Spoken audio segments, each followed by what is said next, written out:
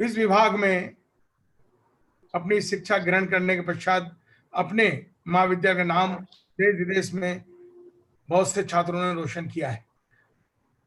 आप सभी विभिन्न विभागों एवं कंपनियों के पदस्थ होकर अपनी सेवाएं प्रदान कर रहे हैं। महाविद्यालय आपसे भविष्य में यह अपेक्षा करता है कि महाविद्यालय के उन्नयन में अपना अमूल्य सहयोग प्रदान करेंगे। यही मेरी मंशा है और मेरी चाहत है, और आप अपने महाविद्यालय के प्रति एक अच्छा रोल अदा करें। मेरी शुभकामना। धन्यवाद आपको। मैं आज के प्रवक्ता श्री नीलेश त्रिवेदी, सहायक निर्देशक MSIME भारत सरकार, एवं डॉक्टर हेमा जाजू, सलाहकार gynaecologist, Medicare hospital research centre Indore का भी स्वागत करता हूं। साथ ही साथ आप सभी को अपनी शुभकामना प्रेषित करता हूं। धन्यवाद। जय हिंद। धन्यवाद सर, थैंक यू।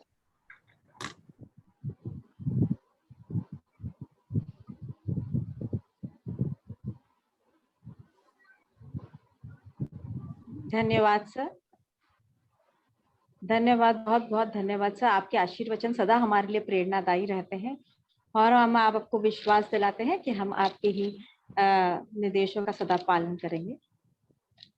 अब मैं आमंत्रित करती हूँ हमारे बीच हमारे कर्मठ admin officer doctor RC Dikshit sir का, कि वह हमारे कुछ आशीर्वचन कहें। RC Dikshit sir. Thank you very much Navita madam, doctor Jain madam और डिपार्टमेंट के सभी साथियों। आज केमिस्ट्री डिपार्टमेंट द्वारा आयोजन किया गया है वो एक समाजी कदम है, क्योंकि NAC के परिप्रेक्ष्य में इन सब चीजों का होना बहुत जरूरी है। हमने पिछली बार ही सभी विभागाध्यक्षों से ऐसा किया था और डॉक्टर जैन मैडम ने सबसे पहले ही कार्रवाई की। और जो नई आज जुड़े हैं इससे उनको मैं बताना चाहता हूँ कि डॉक्टर सुरेश सिलावट मैडम, सबका माइक बंद कराओ। हेलो। अच्छी तरीके से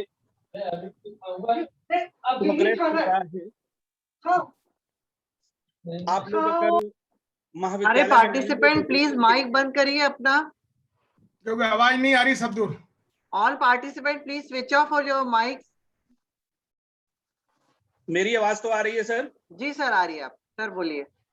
मैं सभी अलुमनाइज को ये बताना चाह रहा था कि डॉक्टर सिलावट सर के सानिध्य में, इनके निर्देशन में महाविद्यालय जिन ऊंचाइयों पर जा रहा है वर्तमान में, आप लोग अगर स्वयं आकर के देखेंगे तो आपको आश्चर्य होगा कि ये वही होलकर विज्ञान महाविद्यालय है जहां आप पढ़ करके पहले निकले हैं। वर्तमान में G+2 की 9 प्रयोगशालाएं, G+2 की 6 अलग प्रयोगशाला, यानी टोटल 15 प्रयोगशालाओं का निर्माण कार्य चल रहा है, जो बहुत जल्दी पूर्ण होने वाला है। G+2 के ही 18 रूम्स जो पढ़ाने के लिए, जिनकी कैपेसिटी 100 की है हर एक की, वो तैयार होने वाले हैं।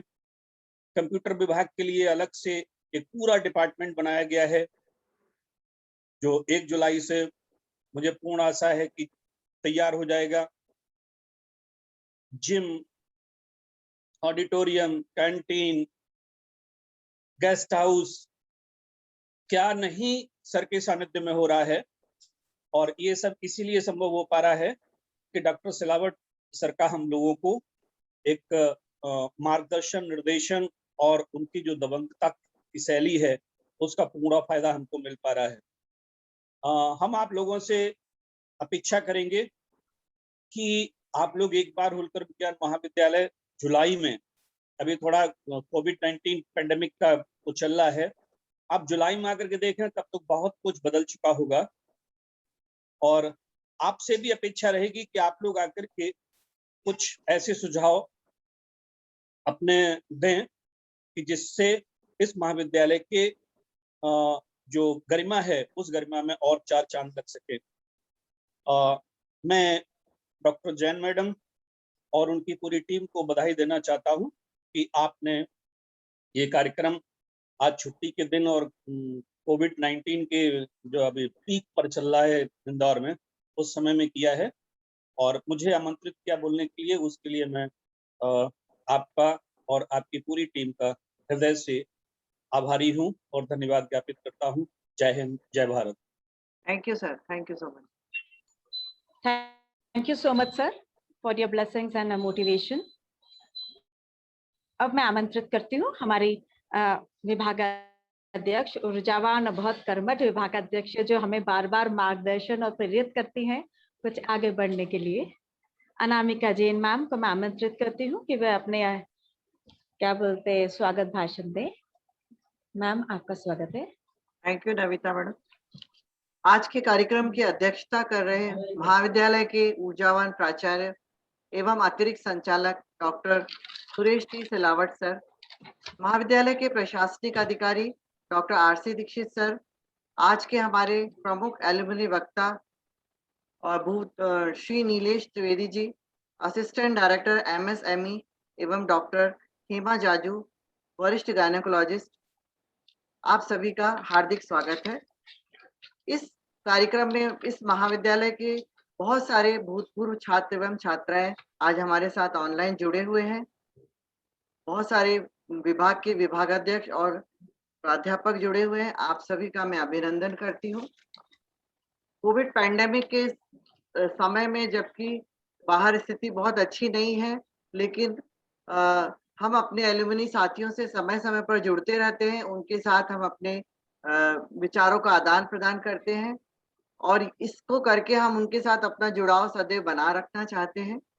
मध्य प्रदेश का गौरव ये कॉलेज है और इसका एक ऐतिहासिक विभाग है रसायन शास्त्र विभाग, जिसकी स्थापना के 104 वर्ष पूर्ण हो चुके हैं। महाविद्यालय की स्थापना, हमारा महाविद्यालय लगभग 130 वर्ष पुराना है और रसायन शास्त्र विभाग में BSc जो कक्षाएं प्रारंभ हुई थी वो 1832 में प्रारंभ हुई थी। तब से आज तक इस महाविद्यालय के रसायन शास्त्र विभाग से निकले हुए एलुमनाई राष्ट्रीय और अंतर्राष्ट्रीय स्तर पर महाविद्यालय का नाम रोशन कर रहे हैं। आज इस ऑनलाइन मीटिंग में आप सभी की गरिमामय उपस्थिति हमें बहुत ही सुखद एहसास दे रही है। यह महाविद्यालय का यह रसायन शास्त्र विभाग डॉक्टर SS देशपांडे का एक सपना था। उन्होंने शोध कार्यों के लिए बहुत अथक परिश्रम किया, बहुत सारे कार्यों को प्रारंभ किया और उसी के तारतम्य में हमारे विभाग में लगभग 700 रिसर्च पेपर अब तक पब्लिश हो चुके हैं और लगभग 150 PhD डिग्रीज अवार्ड हो चुकी है। वर्तमान में विभाग में 26 नियमित प्राध्यापक, 6 अतिथि विद्वान और 16 नॉन टीचिंग स्टाफ कार्यरत है। कोविड महामारी के इस कठिन समय में एलुमनी मीट ऑफलाइन करना संभव नहीं हो पा रहा था, इसलिए विगत 2 वर्षों से हम यह मीटिंग ऑनलाइन ही संचालित करते हैं। हमें हर्ष है कि सभी सम्मानीय एलुमनी इसमें पार्टिसिपेट करते हैं एवं अपने विचारों का आदान प्रदान करते हैं। हमारे विभाग के सर्वांगीण विकास के लिए आप सभी का सहयोग, साथ और सुझाव सदैव ही आमंत्रित रहे।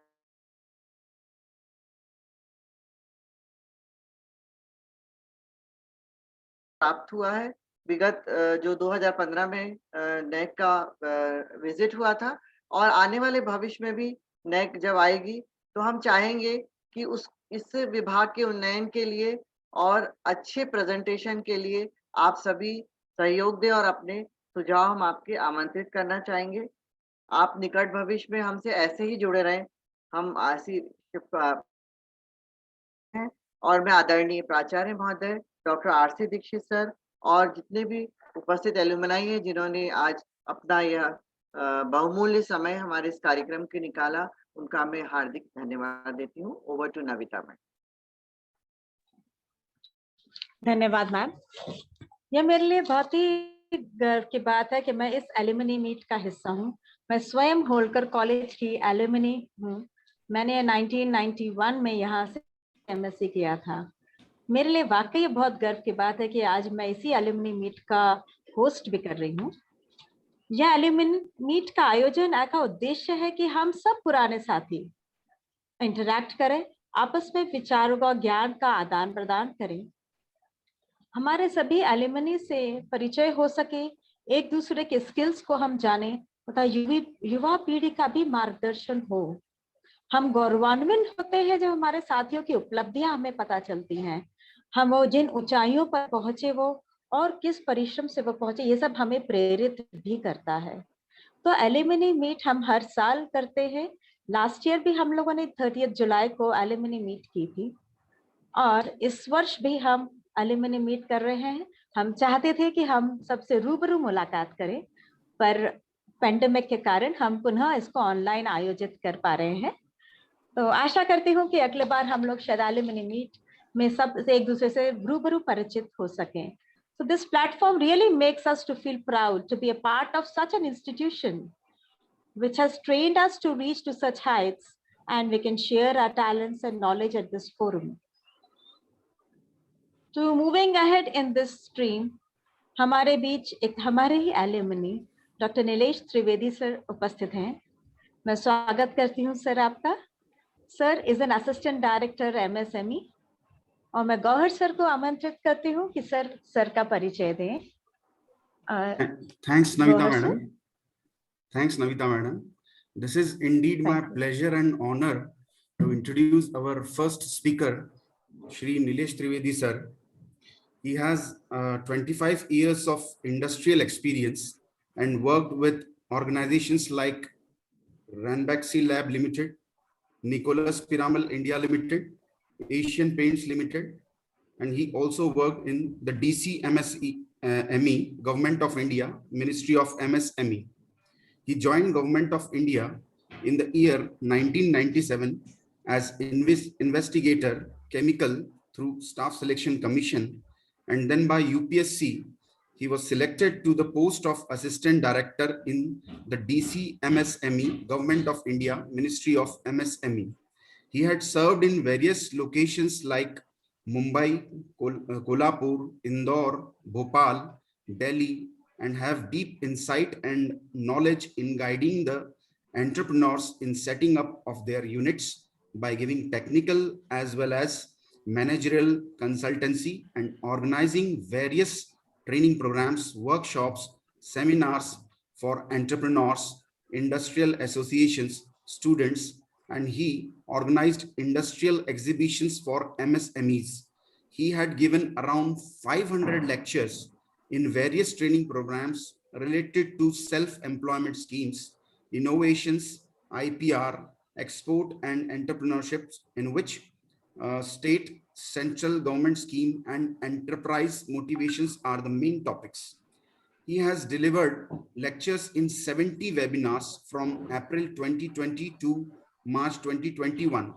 In addition to the above, he had worked in Indore, Special Economic Zone as Assistant Development Commissioner. So this was the brief introduction of our speaker. Navita madam, it's over to you now. Navita madam. We have, yes sir. Thank you sir for introducing our guest speaker. Nilesh, Dr. Nilesh Trivedi sir, I heartily welcome you again and I invite you to give your lecture please. Thank you. Nilesh Trivedi sir. मेरी आवाज आ रही है आपको? Yes sir. Okay, thank you madam. Yes sir, बिल्कुल sir. सबसे पहले सिलावट साहब को नमस्कार और डॉक्टर अनामिका जैन को नमस्कार और सभी उपस्थित गुरुजनों को मेरा सादर प्रणाम है। और मैं आज डॉक्टर जैन ने एक डॉक्टर शंकर श्रीधर देशपांडे के बारे में बताया, तो मैं आपको शेयर करना चाहता हूं कि मुझे डॉक्टर शंकर श्रीधर देशपांडे अवार्ड भी केमिस्ट्री में मिला था कि first year, second year, third year तीनों साल थ्योरी में हाईएस्ट मार्क्स आए थे। और इसके अलावा सुदेश छाबड़ा अवार्ड, श्रीमती सुदेश छाबड़ा अवार्ड भी मुझे होलकर कॉलेज से मिला था। तो मैं जो भी कुछ हूँ वो होलकर कॉलेज के प्रोफेसर्स, मेरे जितने भी सम्मानीय गुरुजन हैं और साथ में जो मेरे फ्रेंड्स लोग थे, ये अल्टीमेटली मेरे इस प्रकार के करियर पाथ के लिए सहायक बने। अब जहाँ तक बात है MSME डिपार्टमेंट की, MSME गवर्नमेंट ऑफ इंडिया की, मैं ऐसा देख पा रहा हूँ कि आज हमारे पास जो ऑडियंस है उसमें मोस्ट ऑफ प्रोफेसर्स और फैकल्टीज HODs हैं वेरियस डिपार्टमेंट्स के, तो और हमारे केमिस्ट्री के, तो हमारे पास आप लोगों के लिए भी बहुत कुछ है। अभी जैन मैडम ने एक बात कही कि 700 रिसर्च पेपर्स पब्लिश हुए हैं। मैं जानना चाहता हूं कि 700 रिसर्च पेपर अभी पब्लिश हुए, इसके पहले भी हुए होंगे, लेकिन ये सिर्फ यूनिवर्सिटीज की बुक्स में या लिटरेचर में या लाइब्रेरी में सीमित ना रह जाए। ये गवर्नमेंट ऑफ इंडिया का मंशा है कि जितना भी ग्रोथ होता है वो आपको MSME की ग्रोथ के लिए इंडस्ट्रीज के साथ आपका पार्टनरशिप मैंडेटरी है, कपल्ड विद गवर्नमेंट, हमारे इंटरवेंशन से, क्योंकि आज आपके नॉलेज की इंडस्ट्रीज को बहुत जरूरत है, हमारे जो स्टूडेंट्स है उनको आपके नॉलेज की बहुत जरूरत है। तो मैं ये चाहता हूं कि आपके जितनी भी होलकर कॉलेज सिर्फ रिसर्च पेपर ना करें, साथ में टेक्नोलॉजी ट्रांसफर के रूप में इंस्टीट्यूशन के रूप में काम करें। आज आप देखिए कि हमारे जो टेक्नोलॉजी ट्रांसफर इंस्टीट्यूशंस हैं, जैसे किसी को फूड प्रोडक्ट में टेक्नोलॉजी चाहिए तो वो CFTRI जाता है, central food technological research institute, Mysore में है, जो कि सारी फूड बेस्ड टेक्नोलॉजीज को देता है। आपको यदि केमिकल बेस्ड इंडस्ट्रीज की टेक्नोलॉजीज चाहिए तो आप एक गवर्नमेंट ऑफ इंडिया का ऑर्गेनाइजेशन है, ministry of commerce and industries, NRDC, national research development corporation, जिसके तहत लोगों को सारे disciplines, chemical, electrical, mechanical, electronics, food, ceramics, mushroom, biotechnology, सभी में जो टेक्नोलॉजीज हैं वो है। इसके अलावा ICAR, Indian council of agriculture research के वेरियस विंग्स हैं, wheat research institute, banana research institute, jute research institutes. तो इस प्रकार के ये सारे टेक्नोलॉजिकल इंस्टीट्यूशंस हैं। NRCS है सोयाबीन के लिए, CIAE है जो कि central institute of agriculture engineering है। तो हमारे पास हम ये जो टेक्नोलॉजिकल इंस्टीट्यूशन है इनका यूज हमें इंडस्ट्रीज के लिए करना है। अब वो आप कैसे करेंगे? मैं सबसे पहले होलकर कॉलेज से रिक्वेस्ट करता हूँ मैनेजमेंट से कि आप हमारी बिजनेस इंक्यूबेशन स्कीम जो है उसमें आप जरूर अप्लाई कीजिए। इस स्कीम के तहत आपको 2 आइडिया मिनिमम जो कि इंडस्ट्री फ्रेंडली होंगे और इंडस्ट्रियल प्रोडक्ट होंगे या इंडस्ट्रियल सर्विस से रिलेटेड होंगे, यदि 2 आइडिया आपके गवर्नमेंट ऑफ इंडिया से अप्रूव होते हैं तो बीइंग इंस्टीट्यूशन आपको 1 करोड़ का ग्रांट मिलेगा गवर्नमेंट ऑफ इंडिया से। ग्रांट मीन्स आपको आपकी तरफ से कोई पे नहीं करना है। दूसरा, आपको जो स्टूडेंट है जिसका आइडिया है उस स्टूडेंट को 15 लाख रुपीस का फंड मिलता है, जिससे वो R&D इंफ्रास्ट्रक्चर का जो भी यूज करना है कि कॉलेज की ब्रेक हो रहा है आपका। हेलो, अच्छा अभी ठीक आ रहा है मैडम? यस सर, हाँ ठीक आ रहा है सर। हाँ, तो इसमें जो कॉलेज के जो स्टूडेंट्स हैं इनको 15 लाख रुपीस का फंडिंग उस R&D इंफ्रास्ट्रक्चर का यूज करने के लिए मिलेगा। कैसे मिलेगा कि जैसे स्टूडेंट है उसको मेंटोर सपोर्ट चाहिए, उसको लेबोरेटरी चाहिए, उसको एक प्रीमाइसेस चाहिए, उसको एक्सपोजर्स के लिए वर्कशॉप्स और मीटिंग्स चाहिए, तो जो भी खर्च होगा वो 15 lakh rupees through your institution that is Holkar science college as a host institution आपको ये जो है मिल सकेगा।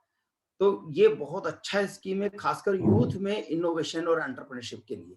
और जब आप एक अप्रूव्ड होस्ट इंस्टीट्यूशन या बिजनेस इंक्यूबेटर बन जाएंगे तो आप जो है जो भी MSMEs हैं, जो स्टार्टअप्स हैं, स्टूडेंट्स हैं या बाहर का कोई भी सामान्य नागरिक हो, उसको एज ए स्टार्टअप रजिस्टर्ड कर सकते हैं। यदि आपके द्वारा वो रजिस्टर्ड होगा तो उसको स्टार्टअप्स के जो बेनिफिट्स हैं वो सारे मिलेंगे। अब स्टार्टअप इंडिया की अभी recently commerce, ministry of commerce and industries की एक नई स्कीम लॉन्च हुई है, startup India seed fund scheme. Startup India seed fund scheme में 20 लाख का आइडिया के लिए है और 50 लाख उसके कमर्शियलाइजेशन के लिए है।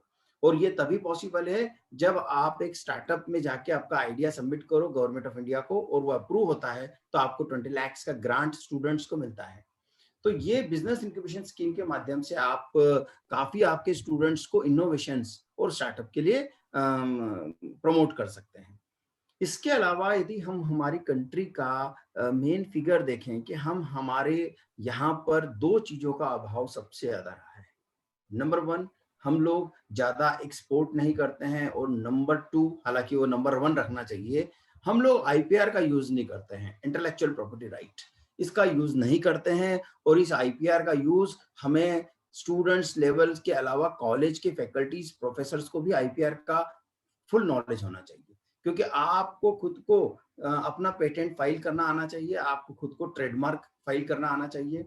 अब हम लोग कैसे सपोर्ट करते हैं? हम लोग आईपीआर के ऊपर अवेयरनेस प्रोग्राम्स करते हैं, वर्कशॉप्स करते हैं, पूरे दिन भर के प्रोग्राम करते हैं। इसमें गवर्नमेंट ऑफ इंडिया के जो बेनिफिट्स हैं, जैसे यदि आज आप बीइंग एंटरप्रेन्योर, यदि आप कोई पेटेंट लेते हैं तो आपका जो भी खर्च होता है उसमें 1 लाख रुपीस हम लोग रीइंबर्स करते हैं। यदि आप कोई इंटरनेशनल पेटेंट लेते हैं तो जो भी खर्चा होता है उसका 5 लाख रुपीस हम आपको रीइंबर्समेंट करते हैं। आप यदि आपकी इंडस्ट्रीज के लिए कोई ट्रेडमार्क लेते हैं तो ट्रेडमार्क में भी जो खर्च होता है उसका भी 10,000 रुपीज तक का रीइंबर्समेंट हम करते हैं। नॉर्मली 6 to 8,000 में ये रीइंबर्समेंट मिल जाता है। इंडिया का जो एक्सपोर्ट फिगर आप देखेंगे तो हमारा जब 2015-20 में हमारी फॉरेन ट्रेड पॉलिसी आई तो गवर्नमेंट ऑफ इंडिया ने एक एम्बिशियस टारगेट रखा था कि बाय 20 हम लोग जो हैं $900 बिलियन को अचीव करेंगे। लेकिन आज प्रेजेंटली हम लोग लास्ट ईयर को फिगर लें तो $331 बिलियन तक ही पहुंच पाए, तो 1/3 हम लोग अचीव कर पा रहे हैं। हम लोगों का ग्लोबल ट्रेड में कंट्रीब्यूशन सिर्फ लेस देन 2% है। और एक वक्त ऐसा था जब ब्रिटिशर्स के 800-900 ईयर्स बैक हम लोगों का जो एक्सपोर्ट होता था वो टोटल ग्लोबल एक्सपोर्ट का 25% होता था। तो इट मीन्स हम लोग इतने ड्रॉप हो गए। उसका कारण है कि हम लोगों ने हमारा काम किया लेकिन हमने कभी डॉक्यूमेंटेशन पे ध्यान नहीं दिया। हमने हमारी नीम, हल्दी और बासमती इसकी तरफ ध्यान नहीं दिया और हमें फाइट करके ये नीम, हल्दी, बासमती लड़ाई करके लेना पड़ा। आज ये जो कोविड एरा है, हम आत्मनिर्भर भारत की बात कर रहे हैं। आत्मनिर्भर भारत वास्तव में एक रियली में एक एग्जाम्पल है कि हम पीपीई किट मार्च 20 के पहले एक भी नहीं बनाते थे, सारा इंपोर्ट होता था। और आज हम लोग 4.5 लाख पीस पीपीई किट बना रहे हैं। हम लोग जो टॉयज हैं वो 80% चाइना से इंपोर्ट करते हैं। अभी गवर्नमेंट ऑफ इंडिया का एम है कि हम जो टॉयज हैं, अब टॉयज इंडस्ट्री देखें तो ये 6 से 7 प्रकार की इंडस्ट्रीज का हाइब्रिड है। इसमें मेटल भी है, इसमें वुड भी है, इसमें हैंडीक्राफ्ट भी है, इसमें प्लास्टिक भी है, इसमें रबर भी है, इसमें हैंडलूम भी है। तो इन सब इंडस्ट्रीज के इंटीग्रेशन से टॉय इंडस्ट्री बनती है। और भारत सरकार ने एक 1.45 लाख करोड़ रुपीस की स्कीम है, प्रोडक्शन लिंक्ड इंसेंटिव स्कीम, जिसमें गवर्नमेंट ऑफ इंडिया का जो एम है, जो हमारा जो केमिस्ट्री से रिलेटेड है कि बल्क ड्रग प्रोडक्शन, हम लोग जेनेरिक्स में वॉल्यूम के हिसाब से ग्लोब में 3rd नंबर पे हैं। लेकिन हम लोग जो उसका रॉ मटेरियल जो बनता है, जिसको एक्टिव फार्मास्यूटिकल इंग्रेडिएंट बोलते हैं, उसमें हमारी 70 to 80% डिपेंडेंसी चाइना पर है। तो इसके लिए भारत सरकार ने लगभग 6 API पार्क्स का अप्रूवल दिया है जो कि पूरे कंट्री में रहेंगे और ये हर पार्क में 1000 करोड़ रुपीस का इन्वेस्टमेंट होगा। अब आप सोचिए 1000 करोड़ का इन्वेस्टमेंट होगा, इसमें हमारा टेक्निकल पूल, हमारा केमिकल पूल। आज मैं एक्सपोर्ट की बात करता हूँ, एक्सपोर्ट में केमिकल प्रोडक्ट्स का एक्सपोर्ट और इंपोर्ट दोनों का बहुत बड़ा रोल है। मतलब लोग जो है करोड़पति बन गए हैं एक्सपोर्ट और इंपोर्ट करके। कई लोग मैन्युफैक्चरिंग करते हैं, कई मर्चेंट एक्सपोर्ट करते हैं। और ये मर्चेंट हो या मैन्युफैक्चरिंग हो, गवर्नमेंट के बेनिफिट्स जो है हर तरीके से सपोर्ट करते हैं और मिलते हैं। और गवर्नमेंट ऑफ इंडिया के जितने भी इस प्रकार की चीजें हैं वो सब ऑनलाइन है। अभी कई बार आपको ऑफिस आने की जरूरत नहीं है। जैसे आप पेटेंट लीजिए, ट्रेडमार्क लीजिए, आप अपने घर पर अपने लैपटॉप से अप्लाई कर दीजिए, यू विल गेट रिइंबर्समेंट। तो ये आत्मनिर्भरता तभी आएगी कि जब हम हमारे यहाँ के लोकल रिसोर्सेस, यदि हम हमारे जल को है, जंगल को है और जानवर को है और हमारी जमीन है, ये 4 चीज जो है इसको हम यदि ढंग से कंजर्व कर ले, रिसोर्सेस का यूज कर ले, तो हम निश्चित रूप से 5th नंबर की इकोनॉमी से बढ़ के 1st नंबर की इकोनॉमी तक भी आ सकता है भारत। इसके लिए देखिए, एक तो 13 मई 2020 को ऑनरेबल FM ने जो है 20 लाख करोड़ का पैकेज दिया, उसमें MSMEs के लिए 6 लाख करोड़ का पैकेज है। इसमें जो इम्पोर्टेंट चीज आई है कि एक स्कीम आई है, prime minister formalisation of micro enterprises, PMFME। इसमें जो एग्जिस्टिंग फूड ऑपरेटर्स हैं या फूड मैन्युफैक्चरिंग बिजनेस हैं, उनको जो है 10 लाख रुपीस तक का सब्सिडी है। यदि आपने 28.75 lakhs का कोई प्रोजेक्ट डाला है तो 10 lakhs you can get from government of India. This is a very good scheme. ये ऑनलाइन पोर्टल है इसका PMFME, और वहां से आपको ये सब्सिडी स्कीम्स मिल सकती है। इसके अलावा जो आत्मनिर्भर भारत में MSMEs को 2-3 लाख करोड़ दिया गया है उनकी वर्किंग कैपिटल नीड्स के लिए। और हमारी जो सेल्फ एम्प्लॉयमेंट स्कीम्स हैं वो तो अभी चल ही रही हैं। जैसे हमारी जो मेन सब्सिडी वाली स्कीम यदि सेल्फ एम्प्लॉयमेंट की जाने तो वो है prime minister employment generation programme. इसमें 25 lakhs का लोन मैन्युफैक्चरिंग के लिए मिलता है और 10 lakhs का लोन सर्विस इंडस्ट्रीज के लिए मिलता है। सर्विस इंडस्ट्री आज बहुत बड़े बूम पर है। आज हमारे इंडिया का यदि GDP देखें तो GDP में 54% कंट्रीब्यूशन सर्विस सेक्टर का है, 31% मैन्युफैक्चरिंग सेक्टर का है, इंडस्ट्री सेक्टर का है, और जो एग्रीकल्चर का कंट्रीब्यूशन है वो 16% है। आज हमारा एग्रीकल्चर जो है पहले 1951 में 55% कंट्रीब्यूशन था GDP में, वो रिड्यूस होते होते 15% आ गया। गवर्नमेंट ऑफ इंडिया की इच्छा है कि किसान खेत में ही राइस बनाए, बीट ग्रो करे, टमाटो ग्रो करे, ऑनियन ग्रो करे, गार्लिक ग्रो करे और उसका प्रोसेसिंग वहीं करे। आज हम लोग बहुत सारी फूड कमोडिटी में 1 और 2 नंबर पर हैं, लेकिन हम उनका प्रोसेसिंग सिर्फ 10 to 15% कर पाते हैं। तो यदि 15% कर दें तो उसका वैल्यू एडिशन होता है। जैसे पोटैटो चिप्स जो है वो 150 से 750 रुपीज kg का मिलता है, और on the basis of their packaging, branding, labelling और नेम, ब्रांड नेम, और वही पोटैटो 5 to 10 रुपीज kg मिल जाता है। तो इतना बड़ा वैल्यू एडिशन होता है। इमली जो रहती है उसका जो इमली रहती है वो 10 रुपया में मिल जाती है, लेकिन उससे यदि वो जो उसका चिया निकाल दिया जाता है तो उसका वैल्यू एडिशन होता है। उसका यदि पाउडर बनाया जाता है, पेस्ट बनाया जाता है तो 4 to 6 टाइम्स एक्सपोर्ट में मार्केट में बेचा जा सकता है।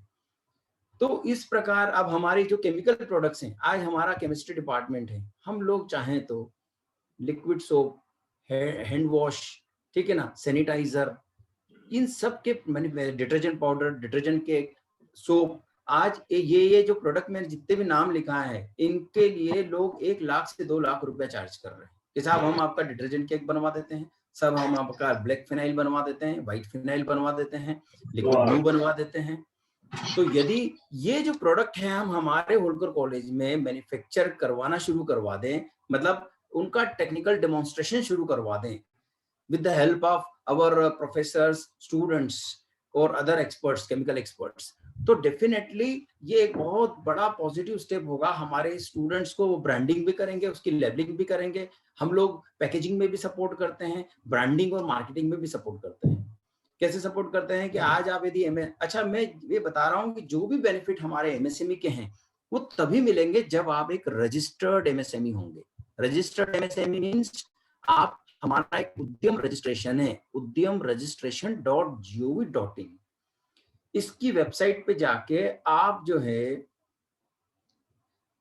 इसकी वेबसाइट पे जाके आप ऑनलाइन रजिस्ट्रेशन करना है फ्री ऑफ कॉस्ट। आपको 1 रुपया नहीं देना है। अपना पैन कार्ड, अपना आधार कार्ड के साथ और अपना प्रोडक्ट डिटेल्स, एड्रेस, KYC जो नॉर्मल लगता है उसके साथ आप आपका उद्यम रजिस्ट्रेशन कर सकते हैं। उसके बाद आप भारत सरकार के और केंद्र राज्य सरकार के सारे बेनिफिट के लिए एलिजिबल हो जाएंगे।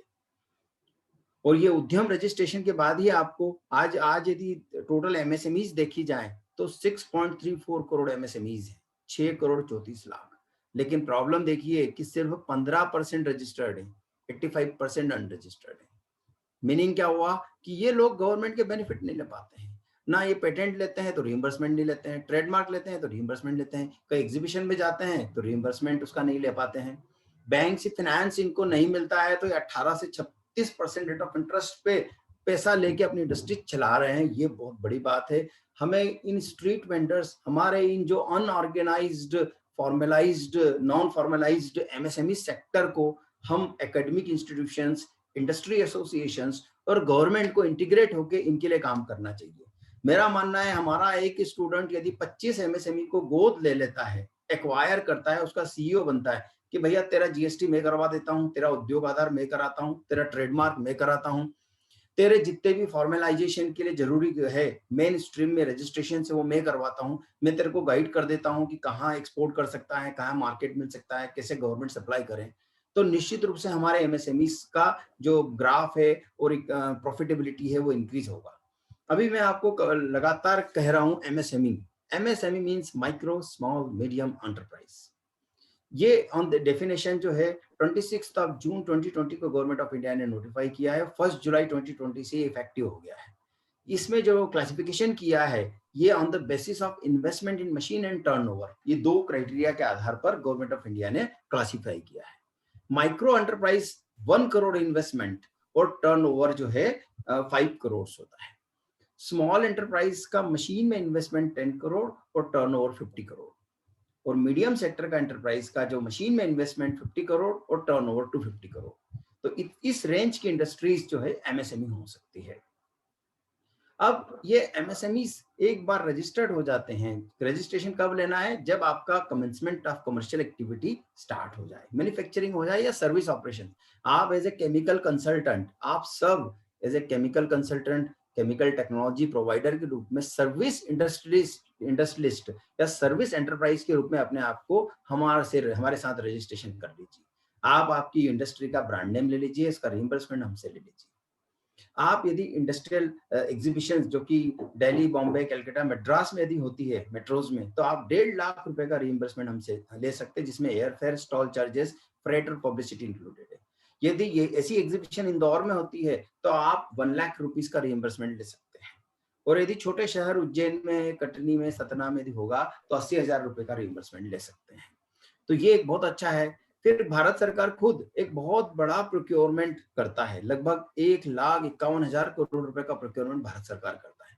हमारे एमएसएमई, माइक्रो स्मॉल एंटरप्राइज एमएसईज के लिए 25% का रिजर्वेशन है, यानी जो भी भारत सरकार खरीदी करेगा उसका 25% माइक्रो और स्मॉल से खरीदना मैंडेटरी है। हमारी 2012 में पॉलिसी आई है, वो 2015 में मैंडेटरी हो गया है। तो आप सोचिए कि कितना बड़ा कंट्रीब्यूशन, लगभग 30,000 करोड़ रुपया का जो है स्कोप है। और लोग पूछते हैं हमारे पास कि साहब इंडस्ट्री कौन सी स्टार्ट करें, क्या करें? तो मेरे पास 358 आइटम की लिस्ट है जो कि गवर्नमेंट ऑफ इंडिया की है, रिजर्व्ड आइटम, जो केवल माइक्रो और स्मॉल सेक्टर ही बना सकता है। इसके अलावा मेरे पास 500 इंपोर्ट सब्स्टिट्यूशन प्रोडक्ट की लिस्ट है, जिसको हम, भारत सरकार चाहता है कि ये इंपोर्ट जो है ये रुके और ये यहीं पर डोमेस्टिकली प्रोड्यूस हो, और उसके ऊपर फंडिंग और कई स्कीम्स रहेंगी। तो ये 500 प्रोडक्ट की लिस्ट है और 358 प्रोडक्ट्स की लिस्ट है, जिसके माध्यम से आप इन पर जा सकते हैं। जैसे रेलवे क्या यूज करता है? रेलवे बेडशीट यूज करता है, पिलो यूज करता है, ठीक है, इंजीनियरिंग आइटम्स यूज कर सकता है, केमिकल प्रोडक्ट्स यूज करता है, जैसे फिनाइल यूज करता है, हैंड वॉश यूज करता है, ठीक है, टॉवेल्स यूज करता है। तो ये सब जो है एमएसएमई के लिए रिजर्व्ड है, और एक बार ये रिजर्वेशन है, इसमें खास बात और है कि 25% जो रिजर्वेशन है, इसमें 3% रिजर्वेशन वुमन एंटरप्रेन्योर्स के लिए है। अब हमारे यहाँ जो वुमन एंटरप्रेन्योर हैं वो सिर्फ 20% है टोटल एंटरप्रेन्योर्स का, 80% डोमिनेटेड बाय मेल एंटरप्रेन्योर, और ये जो 10% है इसमें भी 12% जो है एक्टिव है, 8% पैसिव है, मीन्स हस्बैंड ने जो लाके दिया वो साइन करके दे दिया। तो ये वुमन एंटरप्रेन्योर्स के लिए भी बहुत अच्छी स्कीम है हमारी, वो पीएमईजीपी स्कीम है। इसमें यदि आप 25 लाख का लोन लेते हैं तो आपको बीइंग वुमन 25% की सब्सिडी अर्बन में और 35% की सब्सिडी विलेज में मिलती है। 7 इयर्स में इसका रीपेमेंट होता है। और यदि आप सर्विस इंडस्ट्री एस्टेब्लिश करते हैं तो आपको सब्सिडी वही है 25 और 35, लेकिन यदि कोई मेल एंटरप्रेन्योर एस्टेब्लिश करता है तो उसे अर्बन में 15% और विलेज में 25% की सब्सिडी का प्रोविजन है। और ये जो है 7 इयर्स में इसका रीपेमेंट होता है। 10 लाख तक आपको कोई गारंटी देने की जरूरत नहीं है। नॉर्मली हमारे स्टूडेंट्स या हमारे एंटरप्रेन्योर्स जब जाते हैं बैंक में तो कहते हैं साहब हमें लोन चाहिए, तो बैंक कहता है कि आप गारंटी लाइए, आप आपका सेट रखिए, आप आपका जो है गोल्ड रखिए। तो आप उनको बताइए कि सर भारत सरकार की स्कीम है CGT MSC, credit guarantee trust for micro small enterprise, जिसमें 10 लाख से 2 करोड़ तक का लोन कोलेटरल फ्री आपको मिल सकता है। कोई दिक्कत आ रही हो, भाई आपके लोन की गारंटी गवर्नमेंट ऑफ इंडिया ले रहा है, 75% तक के लोन की गारंटी गवर्नमेंट लेता है, 25% के लिए आपको बैंक को देना पड़ सकता है। लेकिन 75% बहुत होता है, तो आपको ये कोलेटरल फ्री लोन की फैसिलिटी हमारे यहाँ से मिल सकती है, एग्जीबिशन की मिल सकती है, प्रोक्योरमेंट सपोर्ट की मिल सकती है। फिर एक इंपॉर्टेंट पॉइंट होता है सर्टिफिकेशंस। तो सर्टिफिकेशन और स्टैंडर्ड्स के लिए स्टेट गवर्नमेंट 5 लाख रुपए का फंडिंग करता है। यदि आपके पास उद्यम रजिस्ट्रेशन है तो आपको 5 लाख, देखिए आपको ISO 9000, 14000, 50000, 27000, 22000, ISO 18000 ये वेरियस चीजों के लिए मिलता है। इसका रीइंबर्समेंट आप क्लेम कर सकते हैं। आप कोई BIS लाइसेंस लेते हैं तो BIS लाइसेंस के लिए रीइंबर्समेंट मिलता है। आप इंटरनेशनल सर्टिफिकेशन लेते हैं तो उसके लिए आपको मिलता है। इसके अलावा हम लोग कैपेसिटी बिल्डिंग करते हैं। ये जो हमारा इंटरेक्शन हो रहा है, ये हमारा एक इंडस्ट्रियल मोटिवेशन कैंपेन है, उसका पार्ट है। यदि हम एक 10 दिन का, जैसे मैंने होलकर कॉलेज में 2 से 3 प्रोग्राम किए थे, एंटरप्रेन्योरशिप अवेयरनेस प्रोग्राम्स, EAP, ये 10 दिन का होता है। इसमें महिलाओं के लिए फ्री ऑफ कॉस्ट है, पुरुष के लिए 100 रुपया फीस है। 10 दिन का प्रोग्राम जिसमें how to start industry, government की, सेंट्रल स्टेट गवर्नमेंट की स्कीम्स, इसके अलावा export management, finance management, HR management, business management, उससे रिलेटेड क्लासेस होती है लाइसेंसिंग के ऊपर। फिर हम लोग स्पेशलाइज कोर्सेज भी करते हैं 5 डेज के, वो मैनेजमेंट डेवलपमेंट प्रोग्राम्स होते हैं।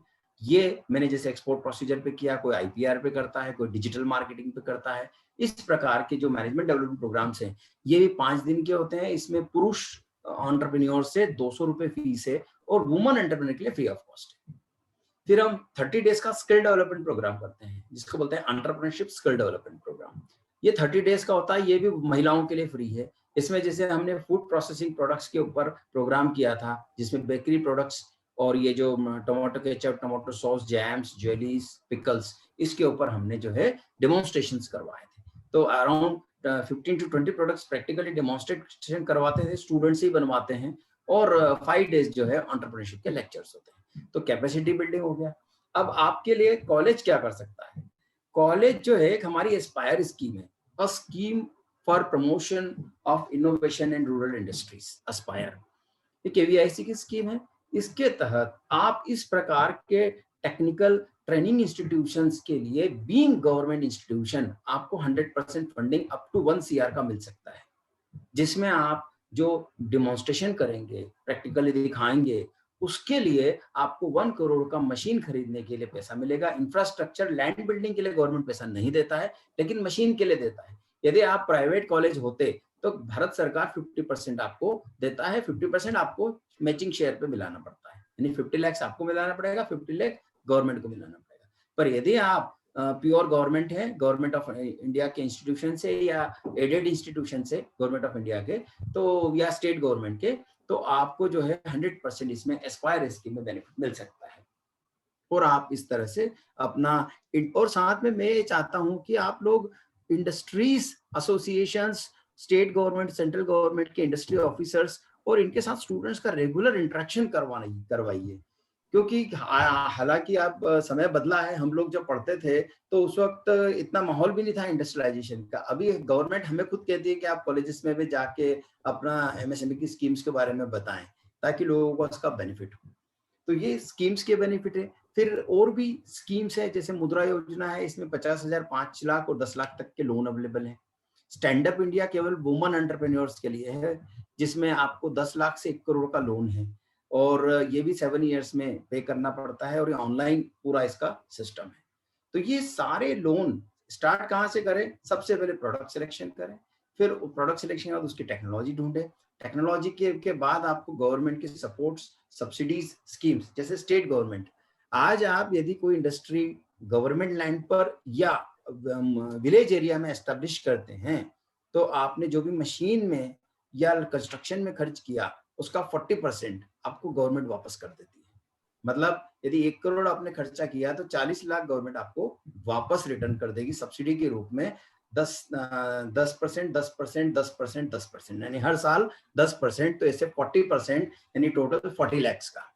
तो इट मीन्स कि ये गवर्नमेंट आपको कई प्रकार से सपोर्ट करती है। आपका इंफ्रास्ट्रक्चर सपोर्ट करती है, आपको टेक्नोलॉजिकल सपोर्ट करती है, मैनेजरियल सपोर्ट करती है, IPR। अब IPR जो है, हम लोग जो है लॉयर्स को 80-80 हजार, 2-2 लाख रुपए देते हैं। हमारे पास इतने स्टूडेंट क्वालिफाइड और टेक्निकली कॉम्पिटेंट हैं यदि ये इनके ब्रेन का यूज किया जाए तो आप एक आईपीआर फैसिलिटेशन सेंटर के लिए भी प्रपोजल भेज सकते हैं कि साहब हम यहाँ पर सारे एमएसएमई के लिए आईपीआर करवा देंगे, सबका ट्रेडमार्क करवा देंगे, सबका पेटेंट करवा देंगे, यदि होगा ऐसा तो आप उसके लिए भी फंडिंग ले सकते हैं। और साथ में आप खुद भी गाइड करके कंसल्टेंसी भी ले सकते हैं, कंसल्टेंसी चार्ज भी ले सकते हैं। जैसे आपके स्टूडेंट्स को या कॉलेजेस को कहा जाता है कि सेल्फ सफिशिएंट बनो, तो सेल्फ सफिशिएंट बनने का तरीका क्या है? आप अवेयरनेस प्रोग्राम करवाइए, आप लीन डिजाइन मैनेजमेंट टॉपिक्स पर लेक्चर्स करवाइए, आप इंडस्ट्रीज को एक्चुअल कंसल्टेंसी दीजिए कि साहब हम बायर हम ढूंढ के लाते हैं आपके लिए, हम आपको गवर्नमेंट प्रोक्योरमेंट टेंडरिंग कैसे होता है वो हम बता देते हैं, आप कोई टेक्नोलॉजी मैन्युफैक्चरिंग कैसे करना है वो आप बता सकते हैं। तो आपके लोगों का प्रॉपर यूज होना चाहिए। टीचर जो है मतलब बहुत बड़ी चीज होती है, टीचर के पास जो नॉलेज होता है वो बहुत ही इंपॉर्टेंट नॉलेज होता है, और उसके माध्यम से यदि स्टूडेंट्स का एनर्जी मिल जाए और ये सिनर्जी इंडस्ट्रीज को हेल्प करे तो इंडिया बहुत राइज कर सकता है, आत्मनिर्भर। जैसे आज हम लोग अगरबत्तियां चाइना से मंगवाते थे, गवर्नमेंट ने इंपोर्ट ड्यूटी बढ़ा के अगरबत्तियों को इंपोर्ट रुकवाया और हमारे यहाँ पर कैपेसिटी डेवलप कराई। आज हम 4000 करोड़ का हम इंपोर्ट सेविंग किए हैं, हमारी करेंसी सेव की है, क्योंकि अब सब अगरबत्तियां फॉरेन से नहीं हमारे खुद के यहाँ बन रही है। तो इस प्रकार हमें गवर्नमेंट ऑफ इंडिया की जो स्कीम्स हैं, स्कीम्स का मैक्सिमम बेनिफिट और साथ में इंटीग्रेट होकर काम करना है।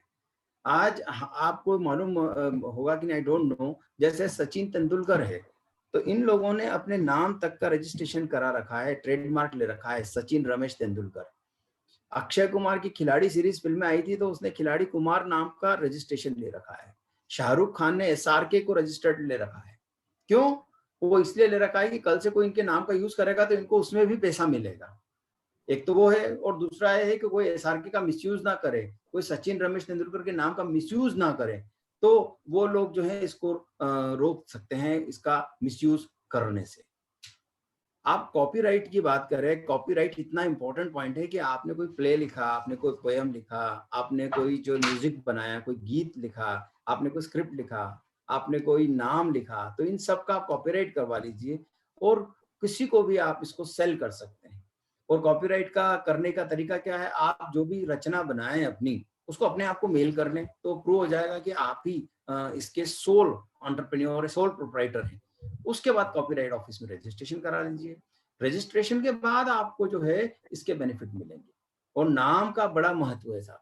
नाम, आज हम लोग हमारी बातें कर रहे हैं कि हम आयुर्वेद में आगे थे, लेकिन आज कंजम्पशन सबसे ज्यादा आयुर्वेद में हो रहा है यूएसए में। आज सबसे ज्यादा सप्लाई कौन कर रहा है? चाइना। हम लोग कितना कर रहे हैं? 2.5%। चाइना कितना कर रहा है? 13%। तो हमें आज हमारा जो ये वेद है, वेद तो हमारा था, लेकिन कोलगेट ने वेद शक्ति का ट्रेडमार्क ले लिया। उसने पहले ले लिया तो इसके कारण वो इसका यूज करने लगा।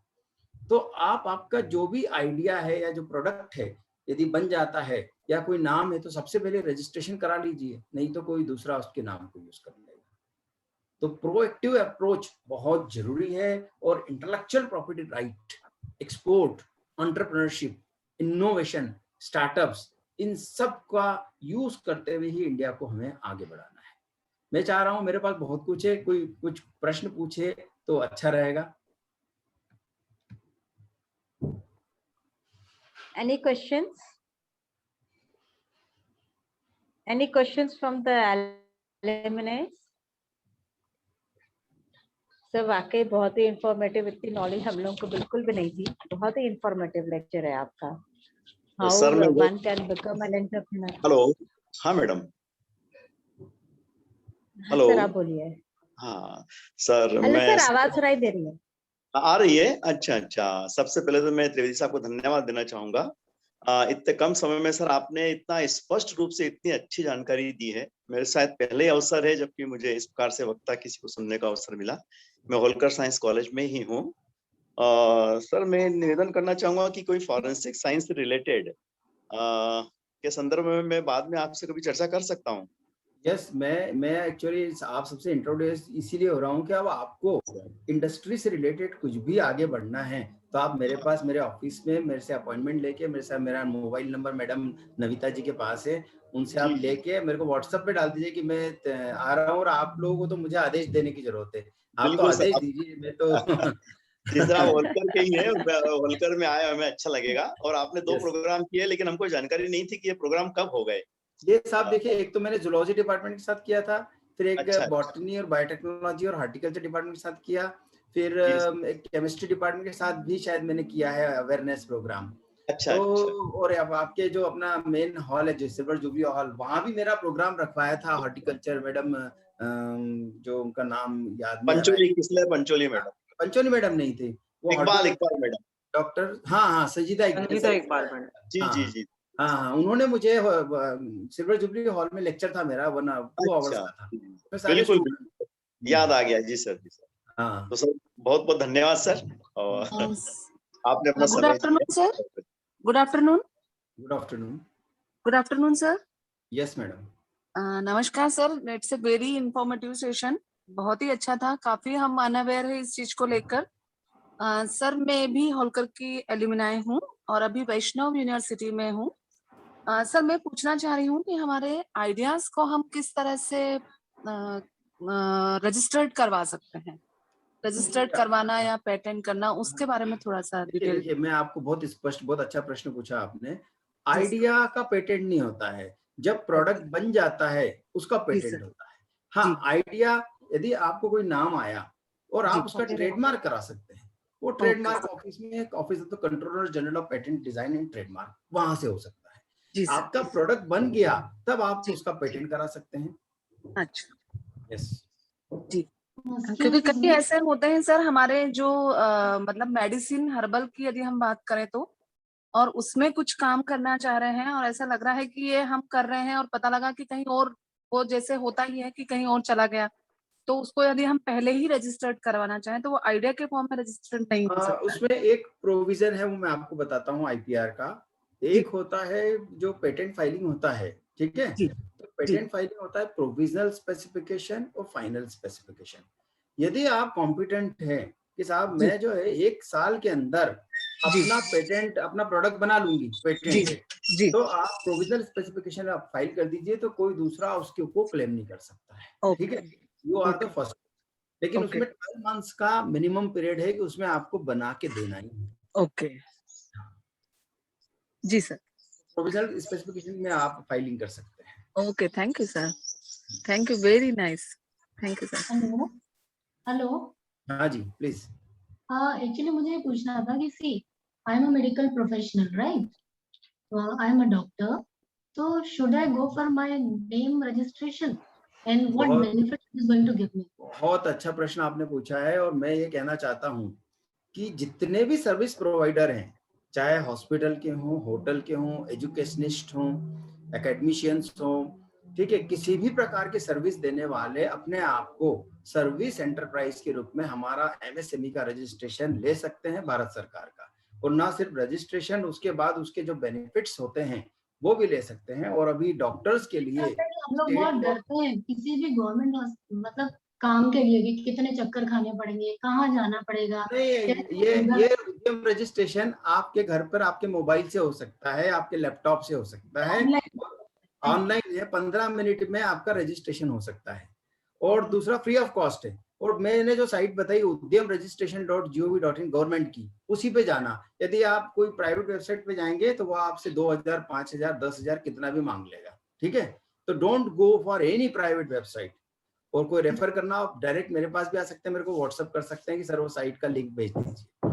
और दूसरा डॉक्टर्स के लिए हमारा बहुत अच्छी स्कीम स्टेट गवर्नमेंट की है कि आप आपका खुद का डायग्नोस्टिक सेंटर के लिए जो मशीन्स लगती है वो कर सकते हैं, उसमें भी 25 से 35% का सब्सिडी है। आप चाहें तो विलेज एरिया के लिए हॉस्पिटल एस्टेब्लिश करेंगे तो उसमें भी आपको कंस्ट्रक्शन और इक्विपमेंट पे सब्सिडीज अवेलेबल हैं। और डॉक्टर्स के लिए लोन भी एज ए सर्विस एंटरप्रेन्योर के रूप में आपको लोन मिलता है। तो डॉक्टर जो है ये सर्विस इंडस्ट्री में आते हैं। और मैं आपके आईएमए इंडियन मेडिकल एसोसिएशन के कई बार लोगों को बोला कि आप सारे डॉक्टरों को इकट्ठा करके चीजें, पर आप क्या क्या जहाँ ज्यादा पढ़े लिखे हो जाते हैं वहाँ यूनिटी नहीं रहती है। वो सोच रहे हैं कि साहब दूसरे लोगों को कैसे फायदा मिलेगा। नॉलेज ही नहीं होता ना हम लोग को तो पता ही नहीं रहता है। आज जो आपने बोला वाकई में हम लोग को इसके बारे में कुछ भी नहीं पता था। तो कोई बात नहीं, आप सब अपनी फील्ड में काम करिए, हमारे जो काम है वो हम कर लेंगे। आप केवल आपकी फील्ड के काम कीजिए, और कोई मदद हो तो हम लोग हैं तैयार। आप कभी भी आ सकते हैं, मैसेज कर सकते हैं। Thank you. Thank you so Any much. other questions? Any other questions from the madam participants? Madam मैं थोड़ा बात करना चाह रहा था राजीव दीक्षित। बिल्कुल बिल्कुल सर। आवाज आ रही मेरी? बिल्कुल सर। Yes sir, आ रही है। आ रही सर। जैन मैडम, मैं जी हम लोगों ने जो ETP जो डेवलप किया है हमारा, उसके लिए कुछ हमको ट्रेडमार्क मिल सकता है क्या? ट्रेडमार्क या पेटेंट? तो पेटेंट वाली बात इसलिए नहीं कि जो हम लोगों ने एफ्लुएंट ट्रीटमेंट प्लांट अभी डेवलप किया है उसमें सारी की सारी जो प्रोसेस है वो बहुत एस्टेब्लिश्ड प्रोसेस है। केवल हमने डिजाइन किया है एक प्लांट को, तो उसकी डिजाइन के लिए कुछ हमको कुछ मिल सकता है क्या प्रोटेक्शन? देखिए साहब, आप सबसे पहली बात तो है कि जो आपने ट्रेडमार्क की बात की, तो ट्रेडमार्क जो होता है लोगो का, सिंबल का, नेम का, पंच लाइन का, ठीक है ना, उसका मिलता है। और जो पेटेंट की बात है उसमें innovative steps, inventive step, non obviousness, ठीक है, ये फीचर्स का होना मैंडेटरी है। और आप जो है ETP प्लांट तो एक बहुत ही कॉमन फिनोमिनन है, इसमें कोई खास आपके ETP में खास क्या है और ये हम पब्लिक प्लेटफॉर्म पर डिस्कस नहीं कर सकते क्योंकि ये पेटेंट सीक्रेट का मामला है। उसकी केवल डिजाइन सर हम लोगों ने प्लान करी है। डिजाइन जो है वो कहीं से कॉपी नहीं करी है, वो प्योरली हम लोगों ने तो उसको आप डिजाइन पेटेंट के लिए अप्लाई कर सकते हैं क्योंकि हम हिंदुस्तान में डिजाइन पेटेंट का कॉन्सेप्ट बहुत कम है।